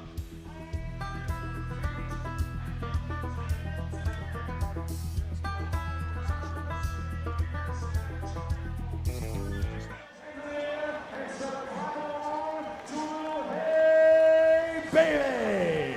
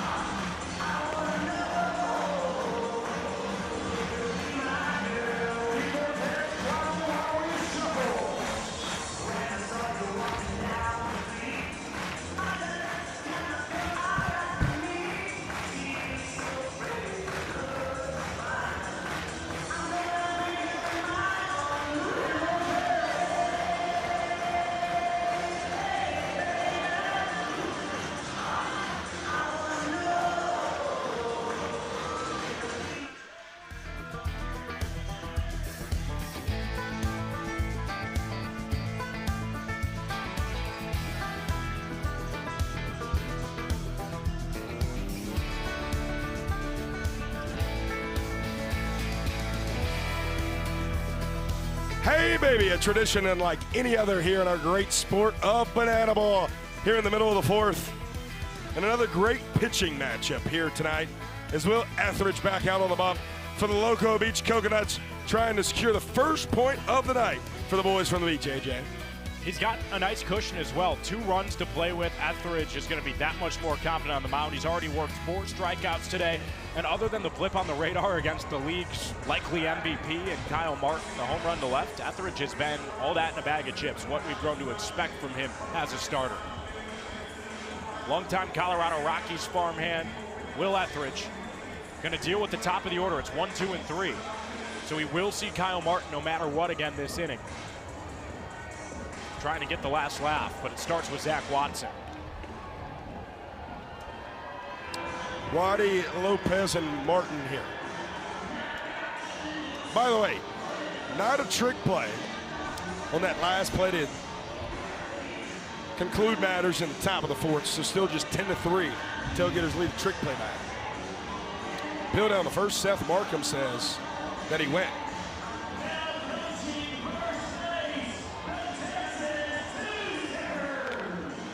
Chopper, foul. Texas two-steppers coaching first. I'm going to say something, and I don't want to jinx it. But I'm going to say it. Can I say it, AJ? Every time the Texas two-steppers have coached first this year, the Texas Tailgaters have walked innings. That's an unofficial stat, of course. But I was told that by our director of entertainment, Jordan Watson, earlier today.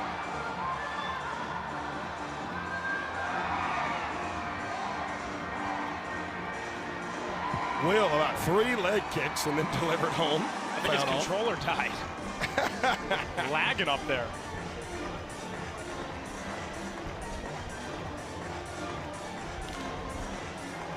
In the sky out to right. 3 converging on it. Who wants it? The fans.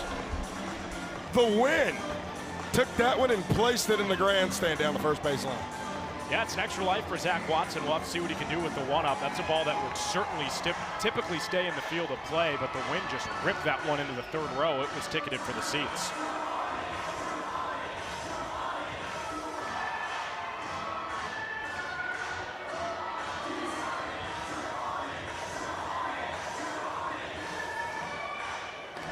Got him. Make it 5 strikeouts for Will Etheridge. Just 50 pitches into his day. He's already done 5 baby boos. How much more can I take? Well, Will Etheridge is going to be the determining factor of that. He has settled in nicely. After back-to-back scoreless innings, he starts the 4th with a punching. 1-0 to Nick Lopez.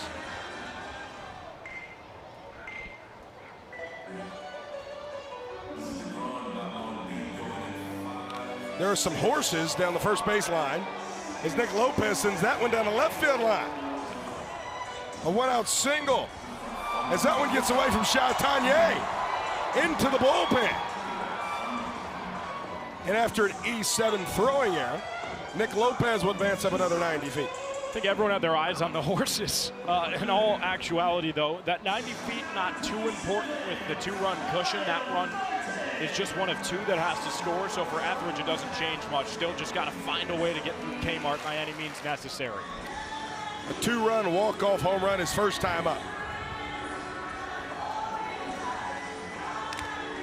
Swatted down the right field line and foul. That's a broken piece of lumber for Mr. Martin.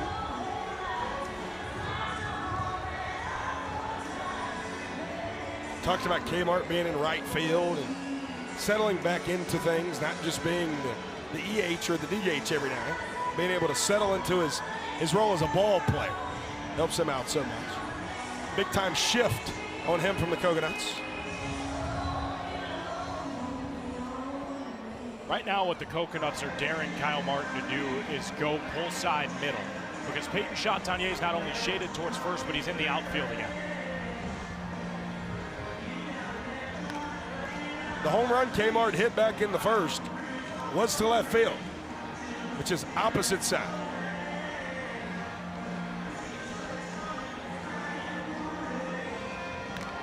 Kmart deep left center field. Some chase to it, and it's gone! Honey, don't turn the TV off! Kyle Martin's at the plate, and he just hit another 2-run home run!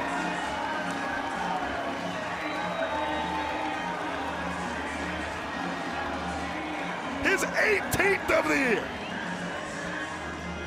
This is silly business. And now he has the soccer ball.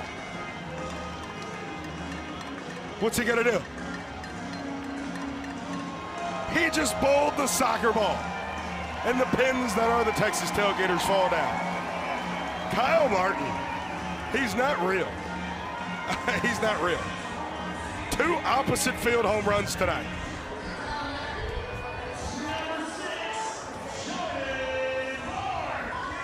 The scariest part of that for me is it's opposite field. It's at least 390 feet, and it didn't even look like he got all of it. Jordan Barth sends it over towards the Tailgaters dugout. Ashby Vining watches a fan drop it at the net.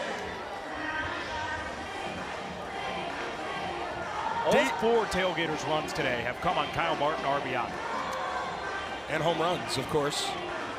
D. Dawser, 38-89, by the way, called it pregame that Kyle Martin was going to hit 2 home runs tonight. Incredible prediction from our YouTube chat.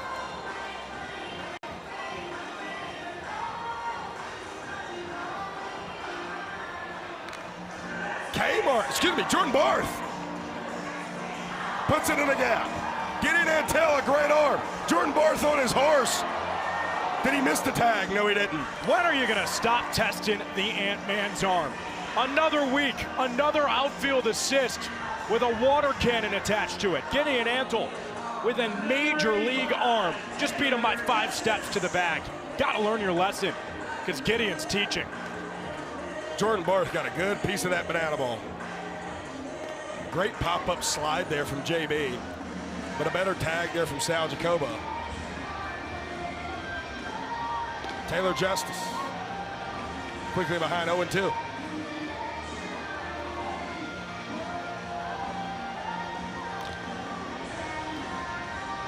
Will Atheridge is just looking above, saying if Kyle Martin didn't exist, I'd have a scoreless outing right now.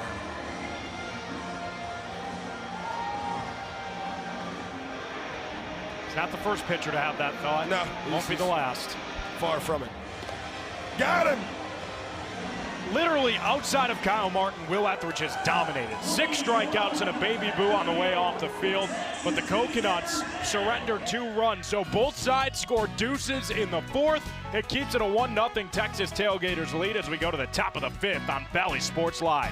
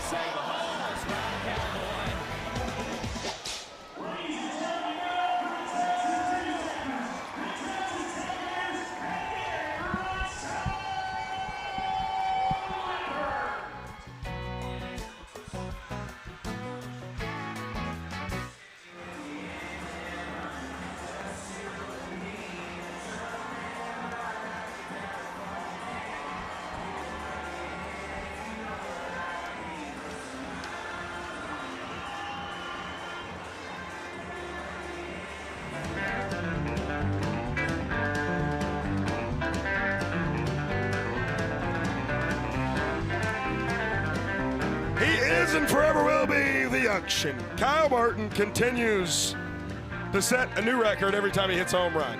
With his 16th last weekend in Nashville, set a single-season home run record in the history of Banana Ball. He's hit 17 and 18 tonight, a couple of two-run shots in the first and fourth innings from that man. He's 33 years old. He's from Greenville, South Carolina, and he's currently the MVP front runner by quite a lot in our sport of Banana Ball. In the words of Big Al, he hits dingers. He does hit dingers, and now he's going to have a chance to field a single from J.D. Urso. Did he get him at first? No, he didn't. Wow. The hustle there from Kyle Martin, but the hustle and the hard 90 from J.D. to get that leadoff single. Man, I love watching J.D. Urso play Banana Ball. Wasn't a staple in this lineup for the first third of the season, then a series in Savannah. What do we got here? Bounce pass. Sunshine lost the glove.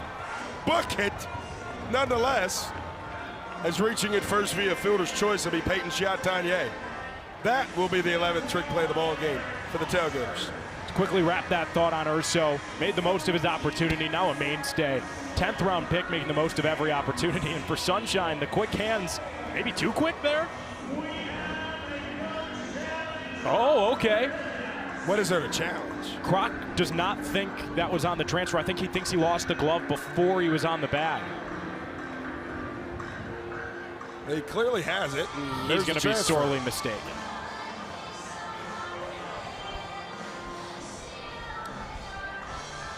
And now we get to watch this slide a few more times, too. He just laid down, man. JD and I are going to have a good laugh about that tonight. Yeah, Sunshine catches it. Fully has it in the glove. There goes the transfer, and the glove just fell off his hand. Yeah, he's out. That's that. JD's walked back out to second, having a conversation with our second base umpire, Hector Gonzalez. Here comes our home plate umpire tonight, and our crew chief, Randy Voss. On the field stands, runners out. So no more challenge for the rest of the evening for the Coconuts. It looks like Meatball was a big perpetrator of wanting that challenge. Him and Crocco are making that conversation together. I understand why from the field you feel like that's the time to use the challenge. It's a big difference having runners on first and second with nobody away, but there's no cigar. I understand your point there, AJ, and this isn't to be disrespectful or anything. I just don't know if in a 1-0 game I want to burn my challenge in the top of the fifth right there. For sure, and I think that there's so many mental gymnastics that go into coaching Banana Ball. This one blooped out. In foul territory, Jordan Barth tried to barehand it for the trick play. Not able to get it. Will be a trick play missed if Eric Osberg reaches. Quickly, though, to button that up, when coaching Banana Ball, right, obviously you don't want to burn the challenge. But it's almost worse to not use it and go home with it in your pocket. So it's easy to have buyer's remorse right now, but I like seeing Crocco be aggressive with that challenge. We've seen it in his pocket a number of times this year. Osberg again to left. Zach Watson behind the back, no. So that's two trick plays missed. There'll be a trick play missed via Jordan Barth in foul territory, and then a trick play missed on Zach Watson. A rarity in this sport. 2 trick plays missed on the same plate appearance. The designated runner, Armani Henderson, takes over on the bases for Osberg. Yeah, that's a great point, AJ. Like you're saying about, as this one's hit first base side, won't be called. You'd rather use your challenge than go home with it, 100%. And right there from the field, it's very, what we get to see at home and in the booth is a lot different from what they get to see down on the field, which is a great point. Quickly 0-2 here against Ben Parker. Did that hit Ben or hit his bat?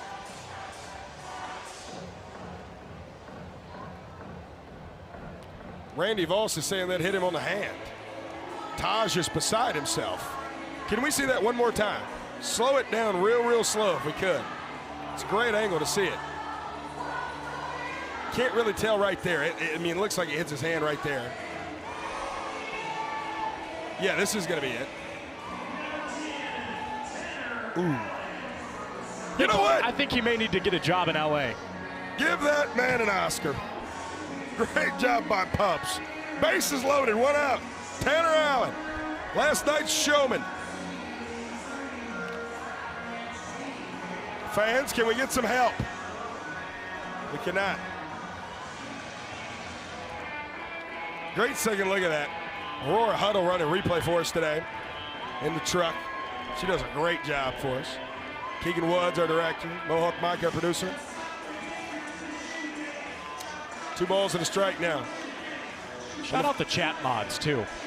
Yep, 100%. Underappreciated. We love you guys. And there's still no action in the Tailgaters bullpen. And there won't be. Brett Sanchez can go for a while. That ball for a sprint is going to bite him, though. At least 2 will come home to score. As Tanner Allen continues to have himself a weekend. A 2-run ball 4 sprint here in the top of the 5th. Last night's showman of the game brings in a few more.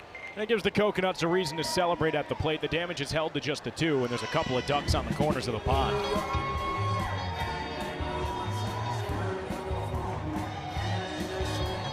Never heard that version of that song. Shout out Playboy Cardi, man, huh? We've gotten a Playboy Cardi and an NBA Youngboy shout out from Brett Loftus, and we're only 5 innings in. This is going to be a special night. I can feel it. It already is. I love music. No matter if it's Garth, Keith Whitley, or who. We got first and third here for the Coconuts and Dane Tofflin, who's got a ball and a strike against him. In the sky, left side. Jordan Hussein, cowboy hat off. Sunshine. Tip drill. Bucket. 1 trick play there for the Texas Tailgaters. Now it's 12-3 in that category. 2 outs here at the top of the 5th. A little bit of a game within the game. Ben Parker was off to the races because if Jordan Hussein caught that one in the hat, Parker would have scored. You can start tagging up the second a tip drill starts. It's a really good feel from the shortstop to go barehand and hold the runner at third.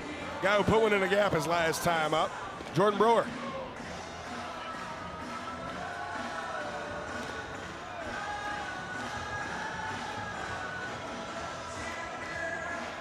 The 1-2 from Brett Sanchez. Sunshine.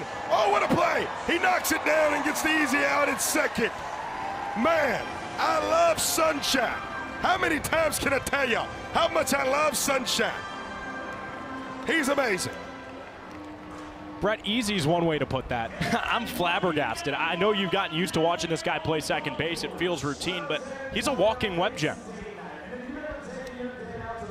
2 runs there in the top of the 5th. We'll send it down to the field for Riverwalk. 2 couples here today that are vying for the last open table here at my lovely restaurant. All the way out in right field by the foul pole, we have Jonathan and Mari. And then all the way out in left field by the foul pole, we have Colby and Allison. And when I say go, these 2 couples are going to have to navigate through the crowd to get here to this table. The first complete couple here to the table will win seats and dinner courtesy of me. The losers, well, they're going to get a bucket of river water dumped on their heads, also courtesy of me. Welcome to a game we like to call the River Walk-Off. Colby and Allison, Jonathan and Mari, we're going to get started in 3, 2, 1, go! I'll be honest with you guys, this might take a while. You can stay in their way, you can move out of their way. The choice is really yours. Number 28, brother Jose Gonzalez.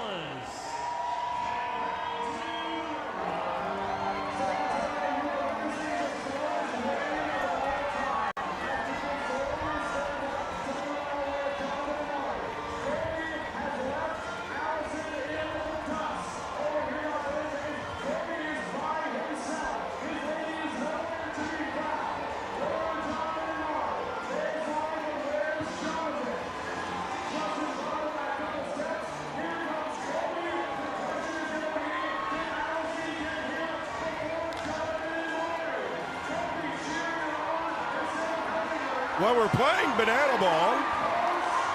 There's a tip drill and a little bucket, Grady Morgan and Sal Jacobo. And we have Ben Parker on the microphone. Pumps, how are you, my friend? A little tired. That was a rush to get out here, and then, of course, they hit it right to me. Ben, I want to ask you a secret between me, you, and America. Were you actually hit by that pitch? Strike. Be honest. Because we know the real answer. Just be honest. It hit my pinky and the knob, and you know, with 2 strikes, I'm taking first base. I think you should move back to LA, And you should not be in physical training, but you should be in acting, if you will. No, that home plate up likes me too much. It's the big guy connection. Yeah, here you go. Oh, here we go. What do we got here? Oh, Giddy. Giddy in. Attaboy. Opens up the hips. Go talk to him, Pops. Ben, we've got you running cardio out there in center field. Yeah. You've got the best body in banana ball. What would your advice be to young kids who want to get big like you? Hey, just consistency. This is kind of, I think, 8 years in the making now of consistent diet training and sleeping well. Dude, I am out of breath. What's a typical day in the food life of Ben Parker look like? What's your diet like? Dude, right now I'm just trying not to eat too much. I'm a big boy at heart and I like to eat. But yeah, I think I'm trying to hold off my first meal till around noon, and then it's pretty much just pure protein, a little bit of carbs around the lifts in the games. And a try lot to of keep spinach. it clean. But dude, that might have been the grossest thing I put in my mouth. I'm not a picky eater. Oh, Will Etheridge, a trick pitch. This is up. Pops, how much cardio you do during the week? This is it.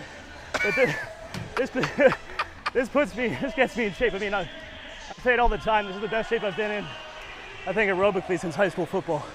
Banana ball in the outfield is a different game. What position did you play in high school football? I did linebacker, strong safety, running back, punt returner, kick returner, placeholder, punter, everything but kickoff.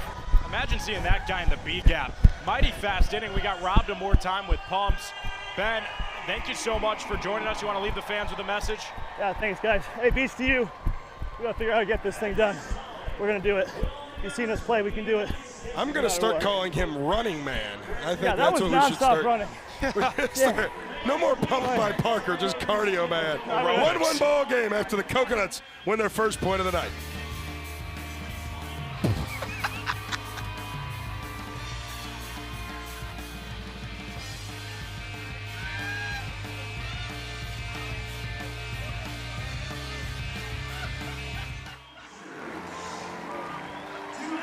Firefighters, to our nurses, to our EMS workers, to our dispatchers, and to our school teachers, the Texas Tailgaters and the Loco Beach Coconuts, thank you.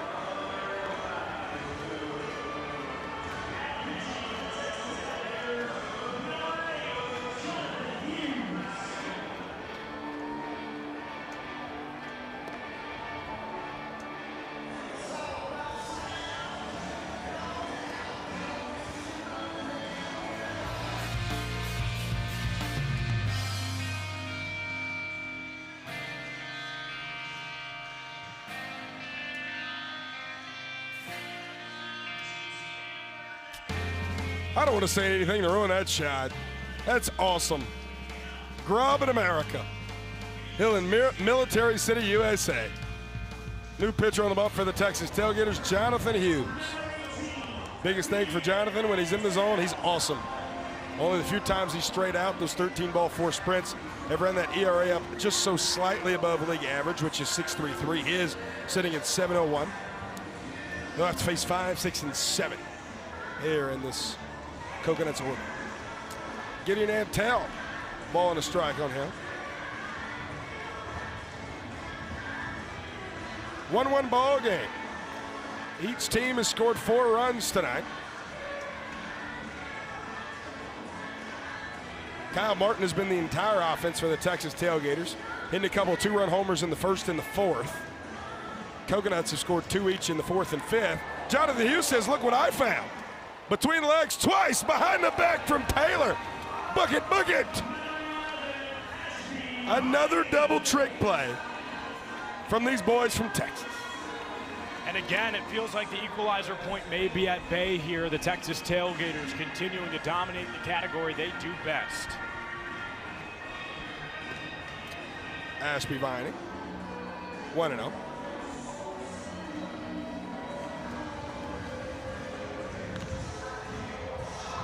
What do we got here? Foul territory. Taylor Justice. Oh! Open glove, says, too aggressive to go for a trick play there. Smart call to make it for out number 2. Open glove over the top of 2 closed coolers. They're in play, and Justice does a good job to reel it in and help Hughes to his second out on only 7 pitches. We're gonna have a quick inning here. Hello, Coco. Happy belated National Coconut Day to Coco. Happy birthday, by the way, to Grady Morgan. Yes. I read your mind. You're really good at that. Twin flame. Baby boom. Brett Loftus. They call you Twin Pookie Bear. I'll take that. And they being me. 1-1. A looper of a curveball. My gosh. Looked like a Brett Sanchez curveball there from Jonathan Hughes. The 1-2. Throws it again. He was halfway to the dugout. Good golly, Miss Molly. That one felt like it was in the zone, I'll be honest with you. That was a great pitch from Hughes. Morgan gets another chance. You know, these Coconuts and these Tailgaters, they have been very displeased with the balls and strikes this weekend. They've let them know a little bit. What we got here, left side of the infield, Jordan and Jordan. Tap drill, bug it, bug it. 16-5 in trick plays. Wow, 4 more in that inning as well. 3 up and 3 down for the boys in red, white, and blue. Try and earn point number 2 here on the other side.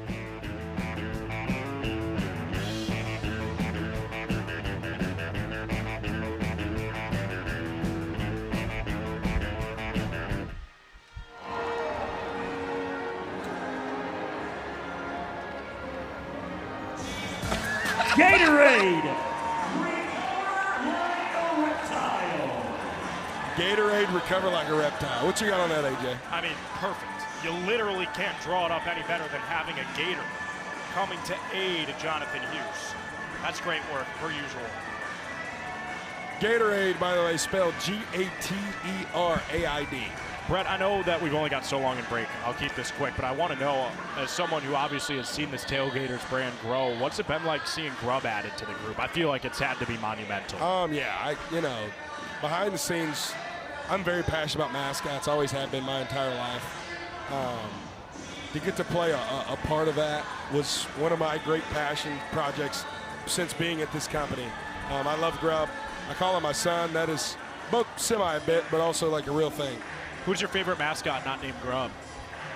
Can I be honest with you? Of course. Farty. Okay, non-banana ball. Oh, I spent a lot of time with Farty last year. Sir Purr. I'm a Carolina Panthers fan. I love Sir Purr. What about yours? I'm very, very partial to the Philly Fanatic. For whatever reason, that green guy speaks to me. That's good. He's got great merch, too. Green mascots, man.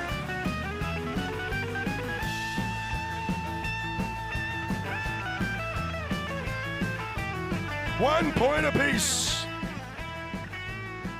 here from Alamo City. Coconuts, Tailgaters in San Antonio, Texas.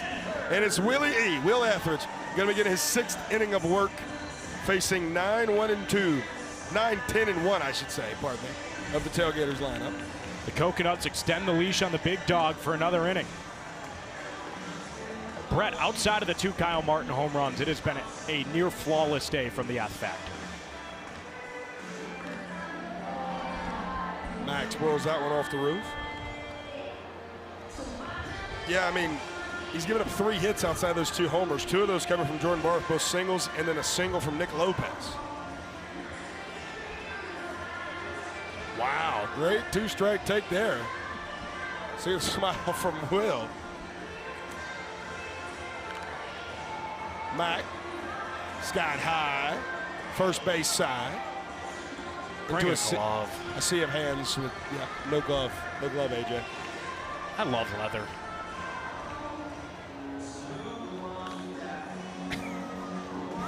Right side of the infield.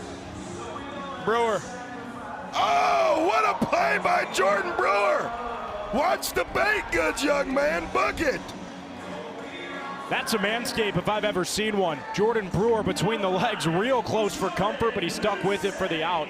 On the topic of leather, I mean, a real core memory of mine. I'll never forget coming home to the day my dad bought the leather recliner.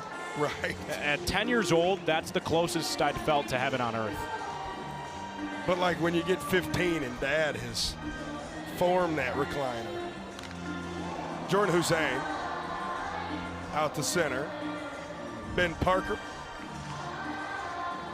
knocks over Sal Jacobo with the air for out number 2. Love a broken-in glove. A broken-in couch only works for whoever's been sitting in it the longest. And unfortunately, that spot with the recliner was always reserved for Dad. All right, I don't do this too often. I got a yard card here.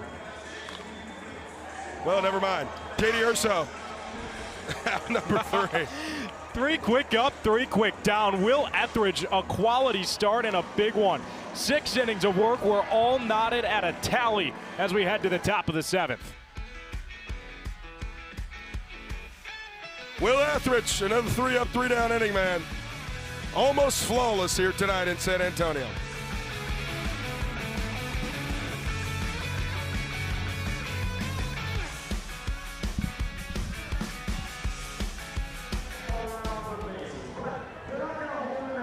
No, they're going to have them in their mouths.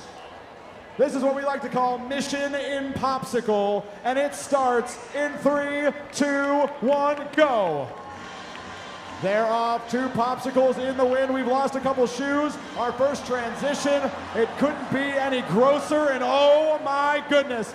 Team No Hats jumps out to an early lead. We have guys moving. Team No Hats, it's going to come down to this. All the way to the end. We have our winners. And oh man, come here. We have our losers. And sir, your prize, you get to finish the winning team's popsicle. Go ahead and get it, brother, in 3, 2, 1. Oh man. Ladies and gentlemen, one more time for Mission Impopsicle.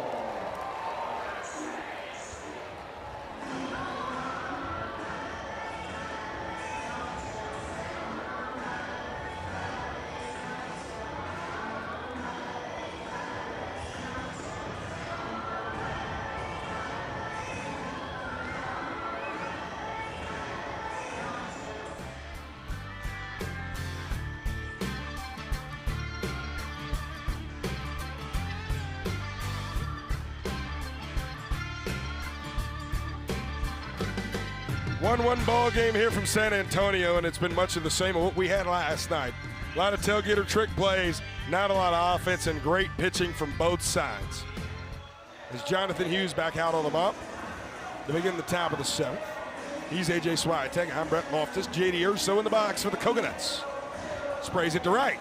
Kyle Martin on his horse. Foul. Wow, if that ball was a foot to the left, we may have just seen a J.D. Urso inside the park home run, and by may have, I mean we would have. It's a game of inches, Banana Ball. Kmart dove, just couldn't tightrope walk the line, but he knew right away it was foul.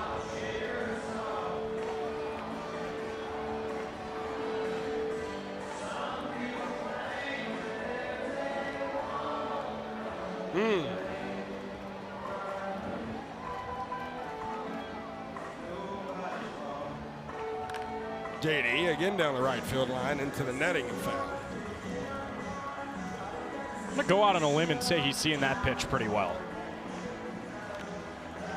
Well, in the first base side and out of play. JD had that long AB in the 8th last night. Just kind of started the rally for the Coconuts. Yet again, Kyle will give it a courtesy chase as it lands into a sea of cowboy hats.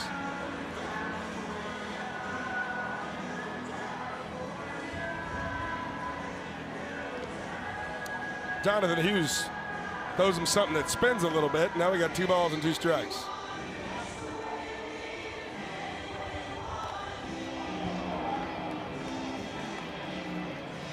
a really good fight regardless of the outcome from Urso, because Hughes' first inning was so quick. The Coconuts lineup didn't really get a good look at what he has to offer tonight.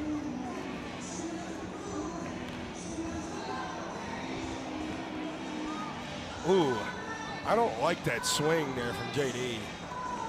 Hope he's okay, man. Big time grimace. He's a gritty dude, man. Oh, stays in there to run it full.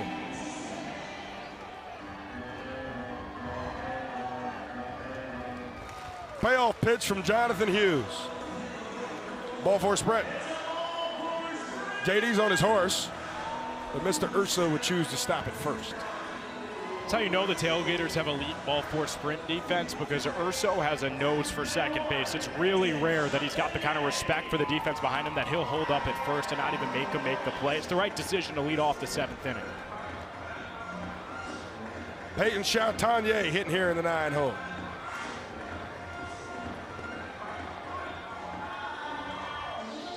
Quite the game last night for Chatagnier. 0 for 2 tonight, however.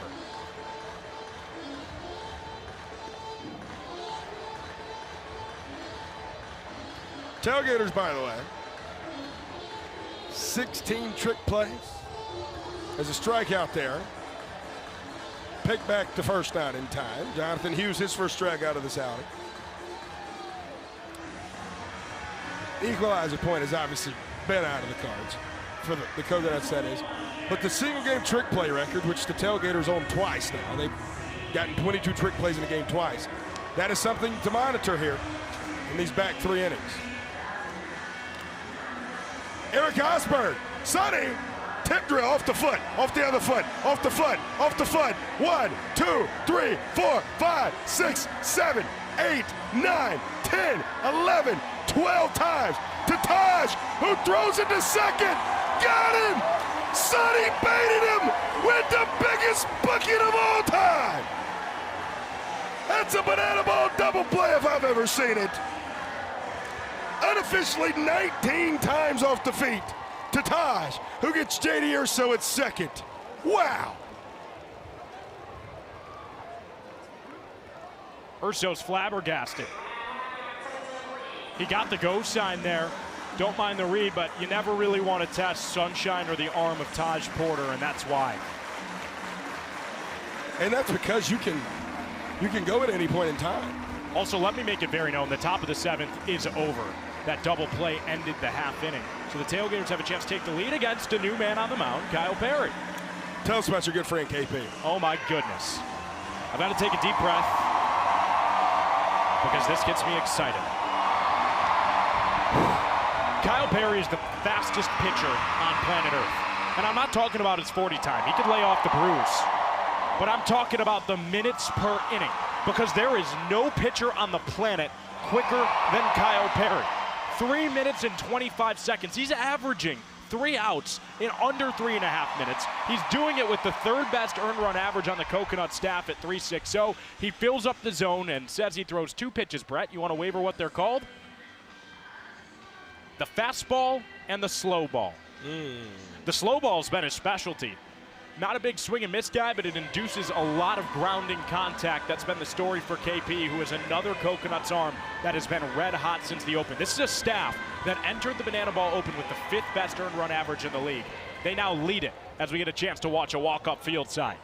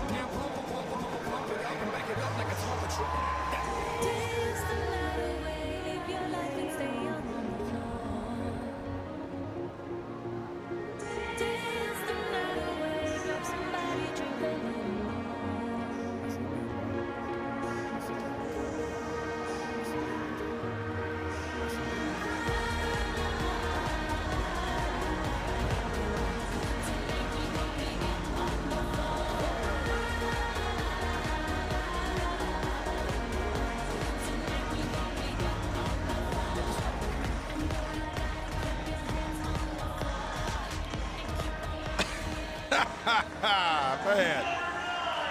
Nick Lopez walk up so good he almost forgot which way to put his helmet on. Oh man, that was cool. That was good stuff. This one Lopi had been pitching us for a while. As Hector Gonzalez, the second base umpire, must get to his spot because of where that walk-up started. Lopi also, as a switch hitter, hit from the right side for the first time tonight. Lopi to left. Mr. Morgan. Tip drill. Oh, trick play missed. And that's crucial in an inning where the Coconuts did not score in the top half. Nick Lopez now represents the inning-winning run at second. You're now essentially asking Kyle Perry to get 4 outs. This was a routine fly ball. Sal Jacobo did a good job of coming out and help his guy, but ultimately it finds the ground, and a timely trick play miss when the equalizer point's already lost. Getting deja vu from what lost the Tailgaters the game last night. And now a man who already has 2 home runs and 2 at-bats tonight. It's Kyle Martin. He has been the Tailgaters offense this evening. A 2-run walk-off in the first, a 2-run shot in the fourth that washed the inning. Coconuts and Tailgaters both scored 2 in that inning. And now here we stand in the 7th.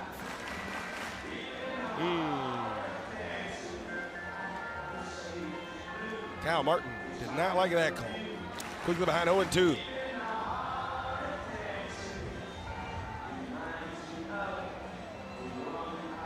Appeal down to third. Reggie Liggins says he did not go. Love Reggie Liggins, by the way. Great conversation. Anytime you get to talk to him. Kyle Martin sprays it to center. Lopi's getting away. Pumps has got a good arm. To throw home. Not in time. The auction has done it again. A walk-off RBI double here in the 7th. He has driven in all 5 runs and produced both points for the Tailgaters tonight. Tell me about them baby back ribs. I want my baby back, baby back, baby back, baby back, baby back, baby back, baby back. I want my baby back, chili, baby back, baby back. I want my baby chili, baby back, barbecue sauce. I want my baby back, chili, baby back, I want my baby chili, baby back, barbecue sauce. I got my baby back. What y'all know about Chili's baby back ribs? What y'all know about the auction, man? Nick Lopez slide home. Ashby, a great effort, by the way, to keep that ball in front of him. Unfortunately, not able to do so, and the Tailgaters have taken their first lead since the 5th when they lost it to the Coconuts. Now a 2-1 ball game. Trick plays, well, they've led that one from the jump, A.J. Swiatek. The first 10 trick plays tonight came from Tailgaters, and they haven't let up since, leading at 17-6. Let's take a look at some of them. I think it's safe to say Kyle Martin's the cool uncle, and the Tailgaters have reinvented what defense looks like in this sport in 2026. 17 trick plays already tonight for the Tailgaters to the Coconuts 6. They picked up 6 across their first 2 innings defensively. Will Etheridge got the first for the Nuts on a trick pitch, but it's been back-to-back nights where the equalizer point battle has been dominated by the 4th franchise in the sport's history. Man, it's just this form of banana ball they play, how they've revolutionized the way the game is played, these Texas Tailgaters of banana ball. It's incredible. Jonathan Hughes still out there on the mountain. There's a trio of arms throwing for the Tailgaters right now in their bullpen. Zach Blankenship. Reese Miller's down there. Joe Sperone looks like he's going to start running down there. And again, the reason the trick plays are up on your screen, obviously the equalizer point not going to happen tonight for the Loco Beach Coconuts. But the single game trick play record stands at 22. Tailgaters very much so in the reach of that. And we know despite whatever the trick play battle says it is, the boys in blue and orange will continue to go for it. Ball for a sprint. Second free pass that Pumps has earned tonight. He'll stay at first. May I remind you, an evening ago, the Tailgaters had a 2-1 lead in the 8th. The Coconuts stole a point in the 8th inning, scored 1 in the 9th, And the dazzling rookie closer, C.J. Williams, closed out a win. There's a long way to go to get back there, but you're not called the comeback Coconuts for nothing. Tanner out, takes it high. A double play would do wonders here. A Terrell ball in the gap would also do wonders here in a massively different direction.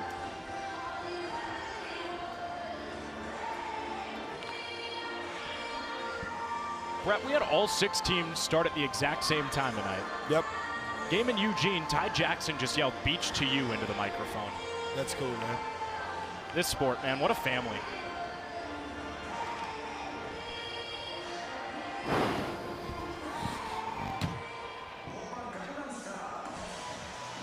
Two balls and 2 strikes. Great pick there from Taj. So throw back to first, pumps back in time. Nice dirt ball read from Parker as well to get back to the bag because Taj has a cannon.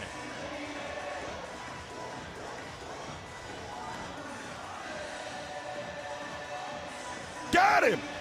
Foul tip it to the mitt. And a big time Pache from Jonathan Hughes.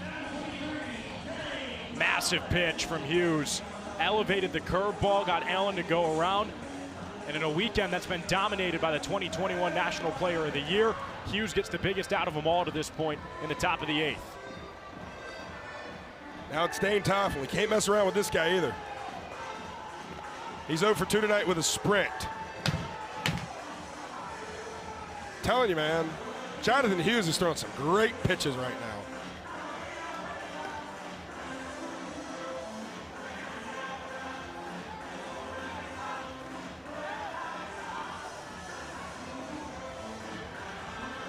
The 2-1. That one missed pretty wide. Another ball for sprint with the guy you got on first could score. Ben Parker has plus speed here. You do love to read my mind. The 3-1. Pumps. Doubtful to score on this one. Broke back to the bag. And a great transfer from all 7 defenders behind Jonathan Hughes. And now runners on the corners here for the Coconuts. And now, I don't say that as bashing Ben Parker's base running abilities at all. That's the correct read to break back there and then to go on 3-1 with 1 out. Now, that's a full count with 2 outs. Ben Parker scored easily. Now it's Jordan Brewer, a former Texas leaguer. Already has an RBI double here tonight. That came back in the 4th.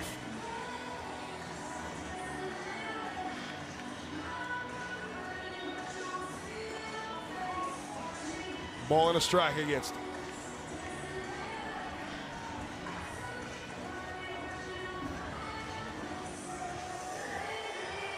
Armani Henderson took off for second. Ball gets away. Pumps will score. Wow!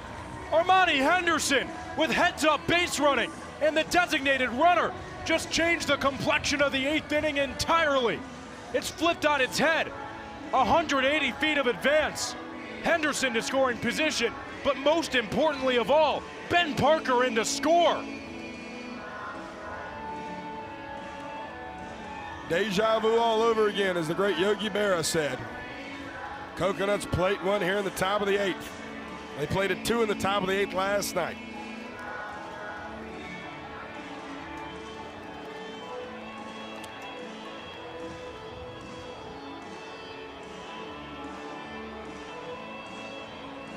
Jonathan Hughes steps off. There's Armani Henderson dancing around back out there at second. There seems to be some miscommunication here. Oh, it's a ball for sprint defense. That's what they were communicating about. As there's another sprint and another run here for the Coconuts. 2 now home for the boys from the beach here in the 8th. What an unsung hero Armani Henderson just was on the bases. That's the exact use of the designated runner. Steal second base, force Ben Parker into score, and that extra base also led to an extra run because of the ball four sprint. Now Zach Blankenship's in the ball game. He gets 2 warm-up pitches. Correct. That's what he's asking about. Bam Bam has been used as a specialist against lefties out of the bullpen right here He's coming up in the spot in the Coconuts order, righty, and then a lefty with Antel, Vining, and Morgan. Bam's been good this year. Second-year Texas Tailgater. First year he's played for the Tailgaters. Last year missing the entire year due to injury. Fourth-year Banana Ballers. He was a party animal in 23 and 24. And he's been good in only 8 innings this year.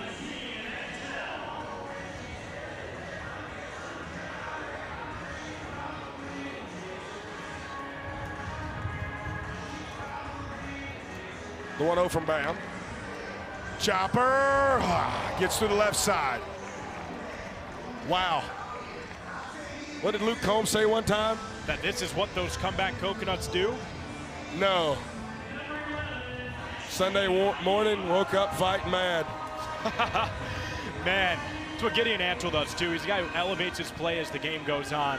Him and Ashby Vining, 2 of the clutcher bats on this team. And a wild pitch moves both runners up a station. The force is no longer in play anywhere but first, and the Coconuts are in the driver's seat to tying this game. Already 2 home, now 2 in scoring position here for Loco Beach. When it rains, it pours, A.J. Swiatek. The 1-0 turns into 2-0 here against Ashby.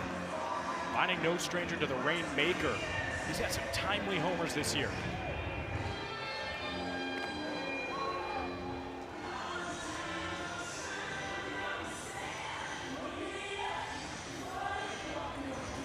Infield in. Back to even, 2 balls and 2 strikes. The Valdosta State product on the bump there. Zach Blankenship. Ashby in the sky. Shallow right. Sunshine. Wow. Basket catch in the front. That's a crazy move right there just to make out number 2. That's that wind continuing to play a factor in this game. Sunshine had a great read on that ball, but had to drift at the very last moment because the wind just ripped it to the right. Now, this is why you bring Zach Blankenship in the ball game. Lefty-lefty matchup against Grady Morgan. Starts him out 0-1.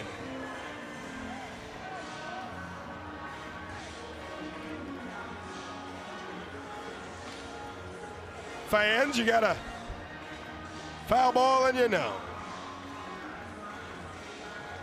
But quickly 0-2 here. Trying to stop the damage in the top of the 8th. Hey, look at third base. Danae Benitez is in to pinch run. She got good wheels, man. Only got to go 90 feet here with 2 outs. Fouled up and out of the ballpark. It's in place of Jordan Brewer, by the way, over there at third. Gideon Antel at second. Got him! Big-time strikeout from Zach Blankenship. And the damage will stop with just 2 coming home for the Loco Beach Coconuts. But 2 do come home. They have an opportunity to tie this ball game up in the home half of the 8th. 2 points apiece.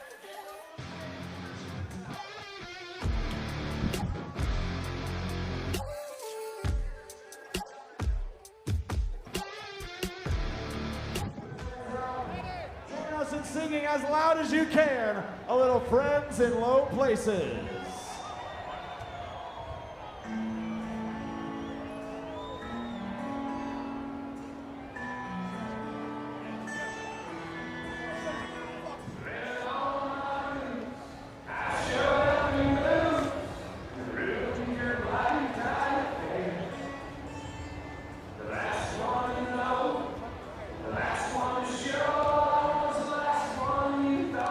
See, baby, and I saw the surprise and the fear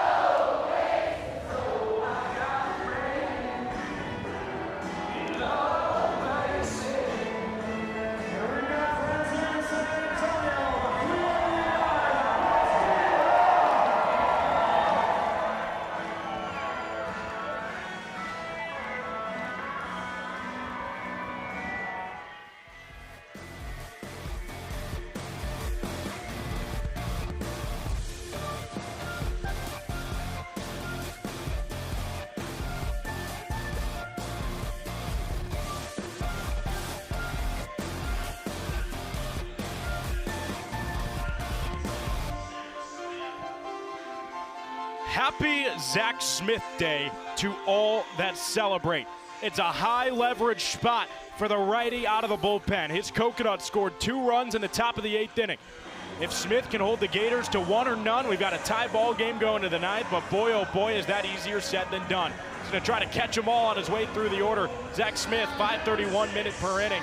His last 2 appearances have been starts, and they've been sharp ones at that. No earned for Smith, who now comes in the 8th and trusted by Coach Crocco to shut things down. That's called teamwork right there. It's teamwork. Our great engineer, Nick Kelly, gave me a piece of pizza there. I was eating during Friends in Low Places. Friends in Low Places, pardon me. Needed the time there. Thank you, AJ Swiatek. 2 balls, no strikes. The Abilene Christian product on the mound.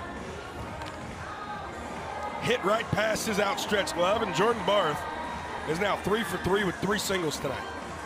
Yeah, that'll play. And that's a big start against Zach Smith, because that's the contact he was looking for. It was just hit to a spot where the defense wasn't. Barth earns a bite of a dog and makes this all the more tense now in the bottom of the 8th, as every run to the plate will be the tying one with a runner at first.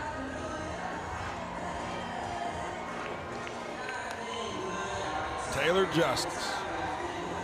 Man, he's had the knack for the clutchness this year.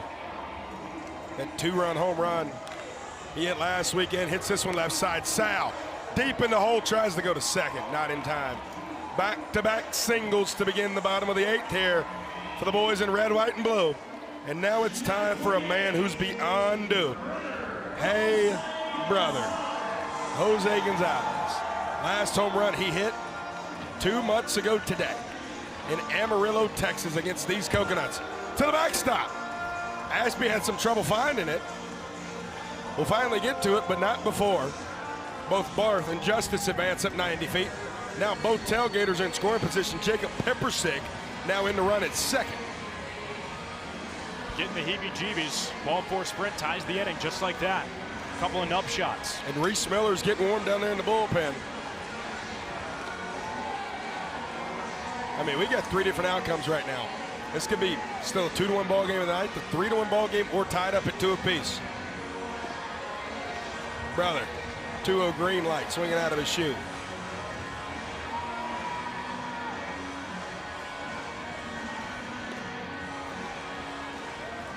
Uh-oh, we got 3-1 here. Important plate appearance for Jose Gonzalez Jr. Ashby, he's about as tough as they come too. That one caught a piece of him. He's back up on his feet. We got the biggest pitch of the ball game incoming.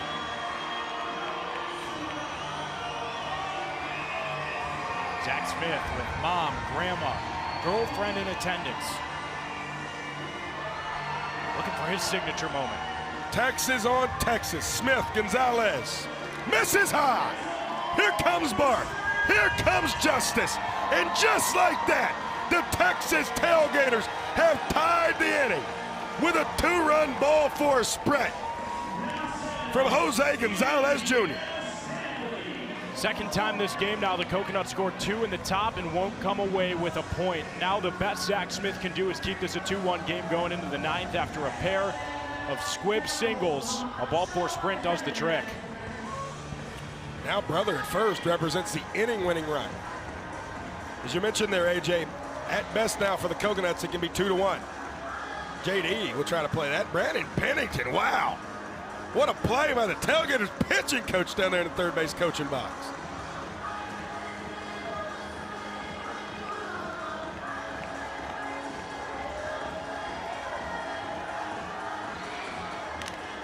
Oh-2, floated out to right, that'll get down. Now 3 singles and a ball 4 sprint in the mix here in the inning for the Texas Tailgaters. Now it's time to see the biggest, the largest, Taj Porter. Couple strikeouts tonight, but I know TP, man, he's as clutch as they come. 1-0.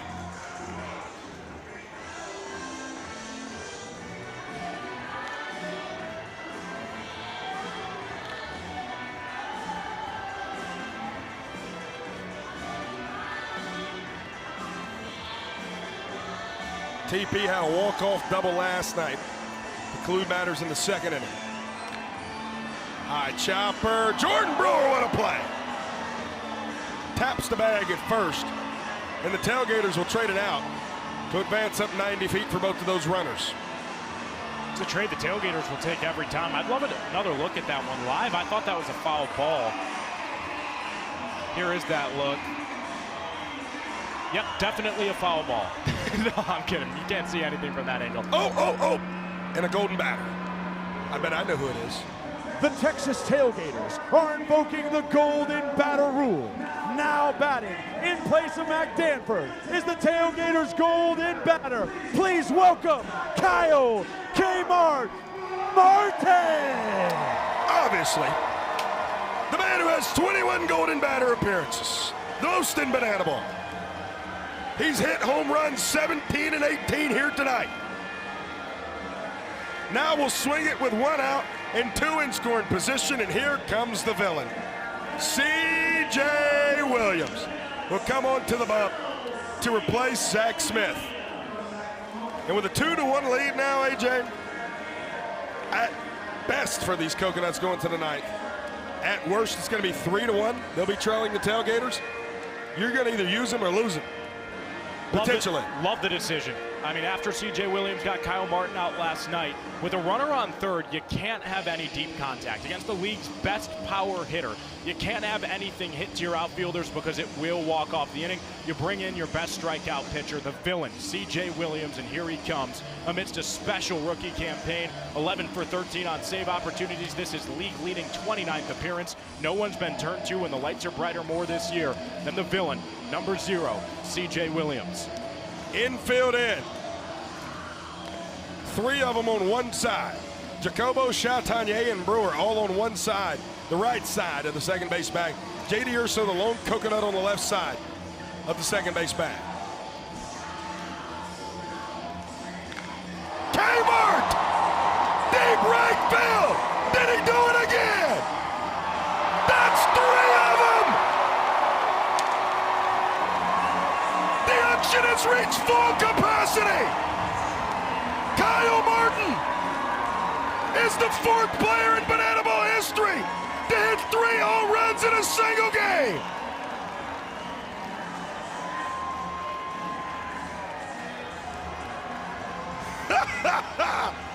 A 3-1 walk-off shot here in the bottom of the 8th gives the Tailgaters a 3-1 lead. Are you kidding me? 3 homers and an RBI double for Kyle Martin. Brett, by my count, he's got 8 RBI tonight. Which is only second to his single game record of 9 in a game. Rex, I got a feeling you're going to be talking to this guy a lot tonight. Kmart, I've heard it's impossible to hit home runs here. You just hit 3, but what's it like to be this strong and do this? I don't know, man. I wouldn't make it in tonight. I got a hot dog going on right now. Oh, boy. Ooh, this is tough. Oh. Hey, he's got a victory glizzy to deal with. Kmart, 3 homers. Oh, no. Gotta get it down. We gotta talk to Bart. This breath's a little hard right now. We'll talk to Bart about that. Kmart has 3 of them on the night. Guys, back to you. Hey, this is usually just reserved for our private communications. Mohawk Mike, our producer. Mike, you looking at me here? I think who we know our showman's going to be tonight if the Tailgaters hang on. 3 home runs, 8 RBI. Kyle Martin, dear to the heavens above. I mean, this dude just became the first ever non-party animal to hit 3 home runs in a Banana Ball game. That's incredible. That's incredible. And the craziest part for me, Brett, is that I'm not one bit surprised. It's just what Kyle Martin does. 3 homers in 1 game for Kmart. It walks off an 8th inning where the Coconuts had already had a comeback bid. But now it's up to this team that has a flair for the theatric, that loves to come from behind. They live for the 9th inning to get it going against a guy who was absent yesterday but present today. 11 saves to Reese Miller's name. Yeah, 11 saves for Reese Miller. Tied atop the Banana Ball Championship League with the guy who just gave up the Kmart home run in C.J. Williams. Reese Miller, obviously not here yesterday due to a wedding, but is here today, trying to get save number 12 and in this 4-game losing streak the Texas Tailgaters have been on. Who's he got to face, AJ? It looks like there's a pinch hitter potentially here. Look at, you've got Eric Osberg and Brett Carson warming up to face Reese Miller. Carson would be the pinch hitter.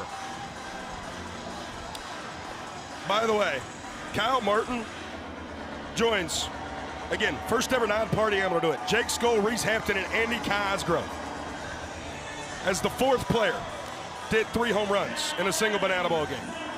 Special company, man. Reigning MVP, Rookie of the Year, and what Reese Hampton does. By the way, those 4 guys now all tied with 3 home runs in a single banana ball game. Those are all the most in a single banana ball game. Reese Miller, Brett Carson, the 2025 Texas Tailgater.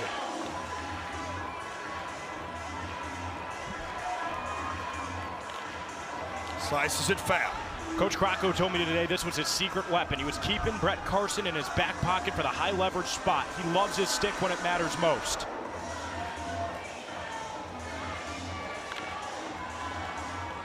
Foul. BC was clutch, man, a few weeks ago. Walk-off home run against the Party Animals. Party Animals, of course. In Jersey Shore. BC trying to start a big-time night here. He's spoiling off everything Reese Miller has to throw at him. Let me paint this picture a little bit, Brett. Yesterday in the pregame, an errant throw hit Brett Carson square in the face. He has lacerations under his glasses right now. And he's out there putting it all on the line for his team. That's dual threat, Brett. That's a 3rd threat. Great play by Taj Porter to keep it in front of him. Some call him dual threat Brett. I call him be everywhere Brett Carson. Right now, the Coconuts just need to call him a base runner. The 1-2. Got him! Throw him a chair because it's Miller time. And now, the Coconuts are huddling around their dugout. I see a golden batter roll. Hitting in the place of Peyton Chatinier, your golden batter, Tanner Allen. Wow, I'm so surprised, just shocked. Tanner Allen, 11th golden at-bat of the year. Saw it last night, he's asked to do more. It'll be Osberg on deck, Parker in the hole, and then Tanner Allen right back up there with him, and it's his job to get the line moving. He was drafted 3 different times in the MLB entry draft. National Player of the Year, donning the golden helmet. Terrell gets ahead 1-0. Him and Taj having a nice laugh. Even in the highest of most competitive environments, here in Banana Bowl, we can still smile. The 1-0. Chopper, Jordan Hussein, between the legs. High throw, but got him at first. Book it, because the Texas Tailgaters do trick plays in the ninth. All eyes converge on Eric Osberg, playing with a partially torn bicep. A Coconuts team that's been battered. Relies on Osberg to give the top of the order a chance. 0-1. Reese Miller from 40 minutes outside of Houston, Texas, back here in his home state, has got the Loco Beach Coconuts down to their final strike. The Texas Tailgaters trying to end a season-long 4-game losing streak. Trying to get win number 21. Staying near the top of the Banana Ball Championship League standings. Reese Miller, the 0-2.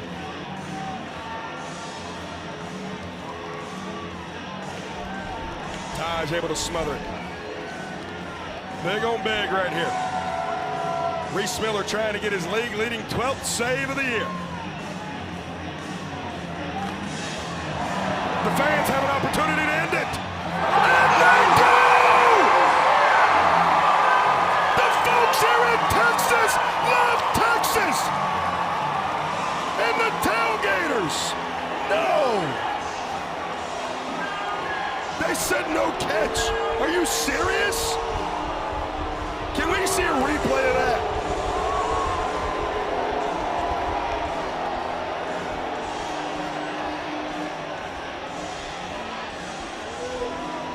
Oh, you've got to be kidding. What are we talking about, a bobble? He caught it out of the air. That can be challenged, and it has been challenged. The fan challenge representative has initiated. A fan challenge of a fan-caught foul ball. I mean, that is fans first by definition. Can we go as, yes, this slow. His hand, it never comes off the ball. Oh, we didn't show it all the way the first time. There it is. We did not show it the entire way the first time. Well, he indeed bobbled it. Yep, that's that.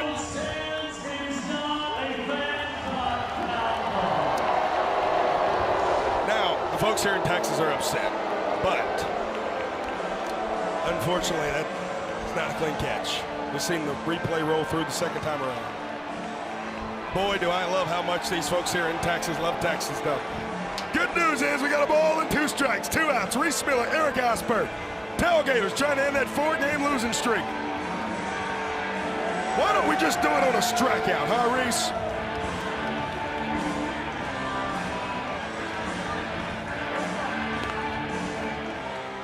Two and two.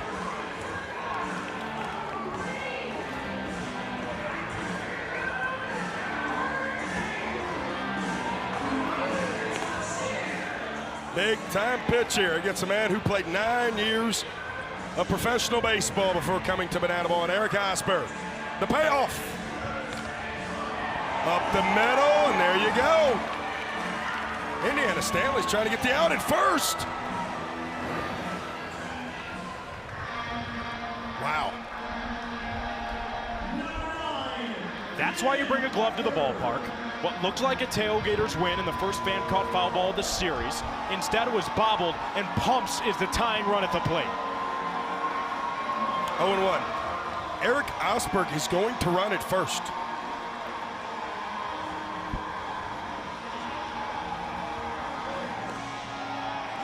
Wow. This sport, this game, these two teams. Where else would you rather be on a Saturday night? Pumps in the driver's seat. A hit by pitch and a ball for a sprint tonight for Mr. Parker.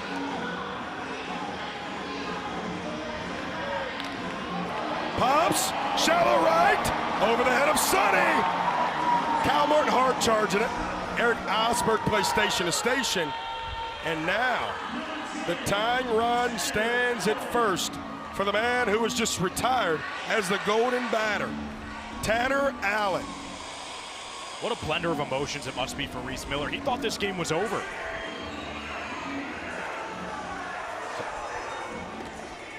Osberg at second, as now Armani Henderson will come out to run for him. Ben Parker at first. Tanner Allen ahead 1-0 at the dish.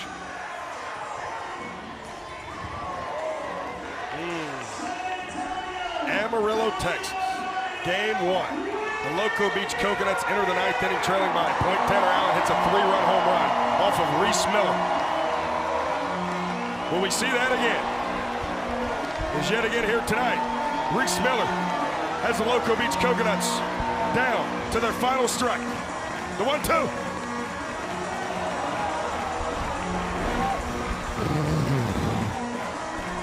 Two balls, 2 strikes, 2 outs, 2 runners on. The deuce cannot be more wild. Number 22 on the bump for the Texas Tailgaters. Jordan Hussein throws it to Sonny, and the boys in red, white, and blue win it 3-1. The Texas Tailgaters in their 4-game losing streak. And Reese Miller gets his league-leading save, 12th save of the year. In history yet again from the man we call the Unction. Kyle Martin, 3 home runs. The 4th player in Banana Ball history to do it. And now he's joining our very own Rex Castillo. Guys, we saw it. I still don't know if I can comprehend it. Kyle Martin hit 3 home runs in a ballpark where the wind blows in. It's supposed to be impossible here. Just how were you seeing the ball tonight, Kmart? Well, let's start off with yesterday. I felt awful yesterday, but this game's it's a game of adjustments. So worked a little bit today in the cage, made some adjustments, and then came out here. Honestly, just trying to go opposite field the entire time, look for something out over the plate, and sure enough, got him. He got all of that at that point. Kmart, also, you guys were on a little bit of a skid. Tough series in Nashville. Lose the first one here. How good does it feel to get back in the win column and get the good times rolling for the Tailgaters? It feels great. We have an amazing squad. We just made a few mistakes here and there, but that's fine. It's baseball. Things happen. It doesn't always roll your... All right. Well, things don't always go your way, right? But we just needed one to get back on track. We'll be fine. And also at the same time, you like to keep things loose here.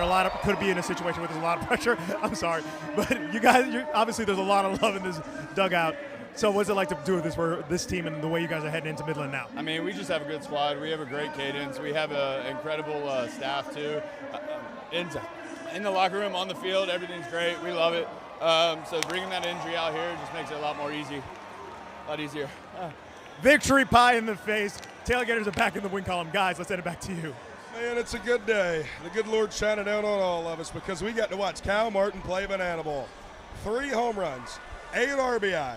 He was the product of all 3 points tonight for the Texas Tailgaters. A walk-off home run in the first, a walk-off double in, what was it, the 7th, and then had the walk-off 3-run blast in the 8th. I mean, he's absolutely incredible. It's quite literally unreal that we have him in this sport. And I don't usually bring this guy up on our broadcast. Barry Aldrich, the director of recruiting for Banana Ball, thank you. Thank you for blessing us. Seriously, thank you for blessing us. Thank you to Brandon Pennington for going and getting this guy in the 4th round, mind you, of the Banana Ball player draft. That is incredible to think. And then, obviously the golden batter 3-run shot goes pull side about 400 feet. Welcome you back into the broadcast booth.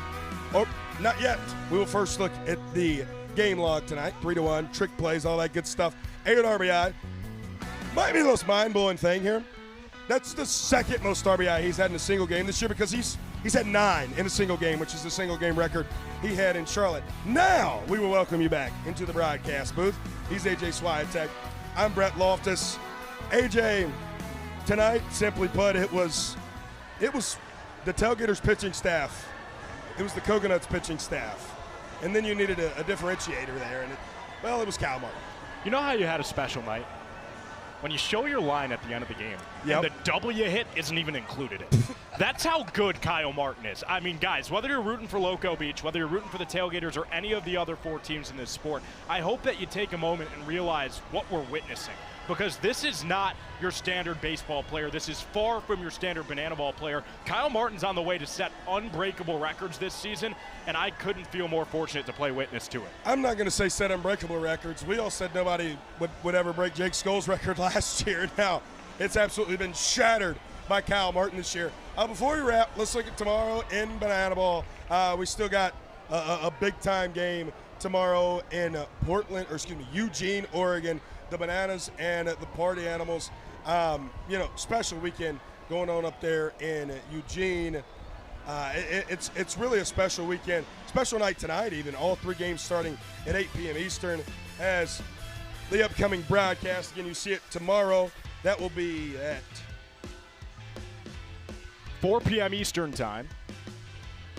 4 p.m. Eastern time on ABC. First Banana Ball broadcast on ABC tomorrow. That's really cool. Clowns Coconuts, you'll be in Jacksonville next week, beginning on Thursday, game 1, 7 Eastern. I'll be back with Mr. Toll in the Lone Star State as the Tailgaters play the Party Animals beginning Thursday, game 1 in Midland, Texas. AJ, great 2-game series, man. I mean, last night it was the difference of a few mistakes, but a lot of really good pitching from both sides. Tonight the difference was Kyle Martin, and I think just like we came to the conclusion of last weekend with the Party Animals and the Tailgaters and the Coconuts are going to be there at the end in October. Another conclusion I've drawn from this weekend is these 2 teams just play each other so well. It's so fun to get to watch them go head-to-head. The Coconuts now 4-3 on the year against the Tailgaters.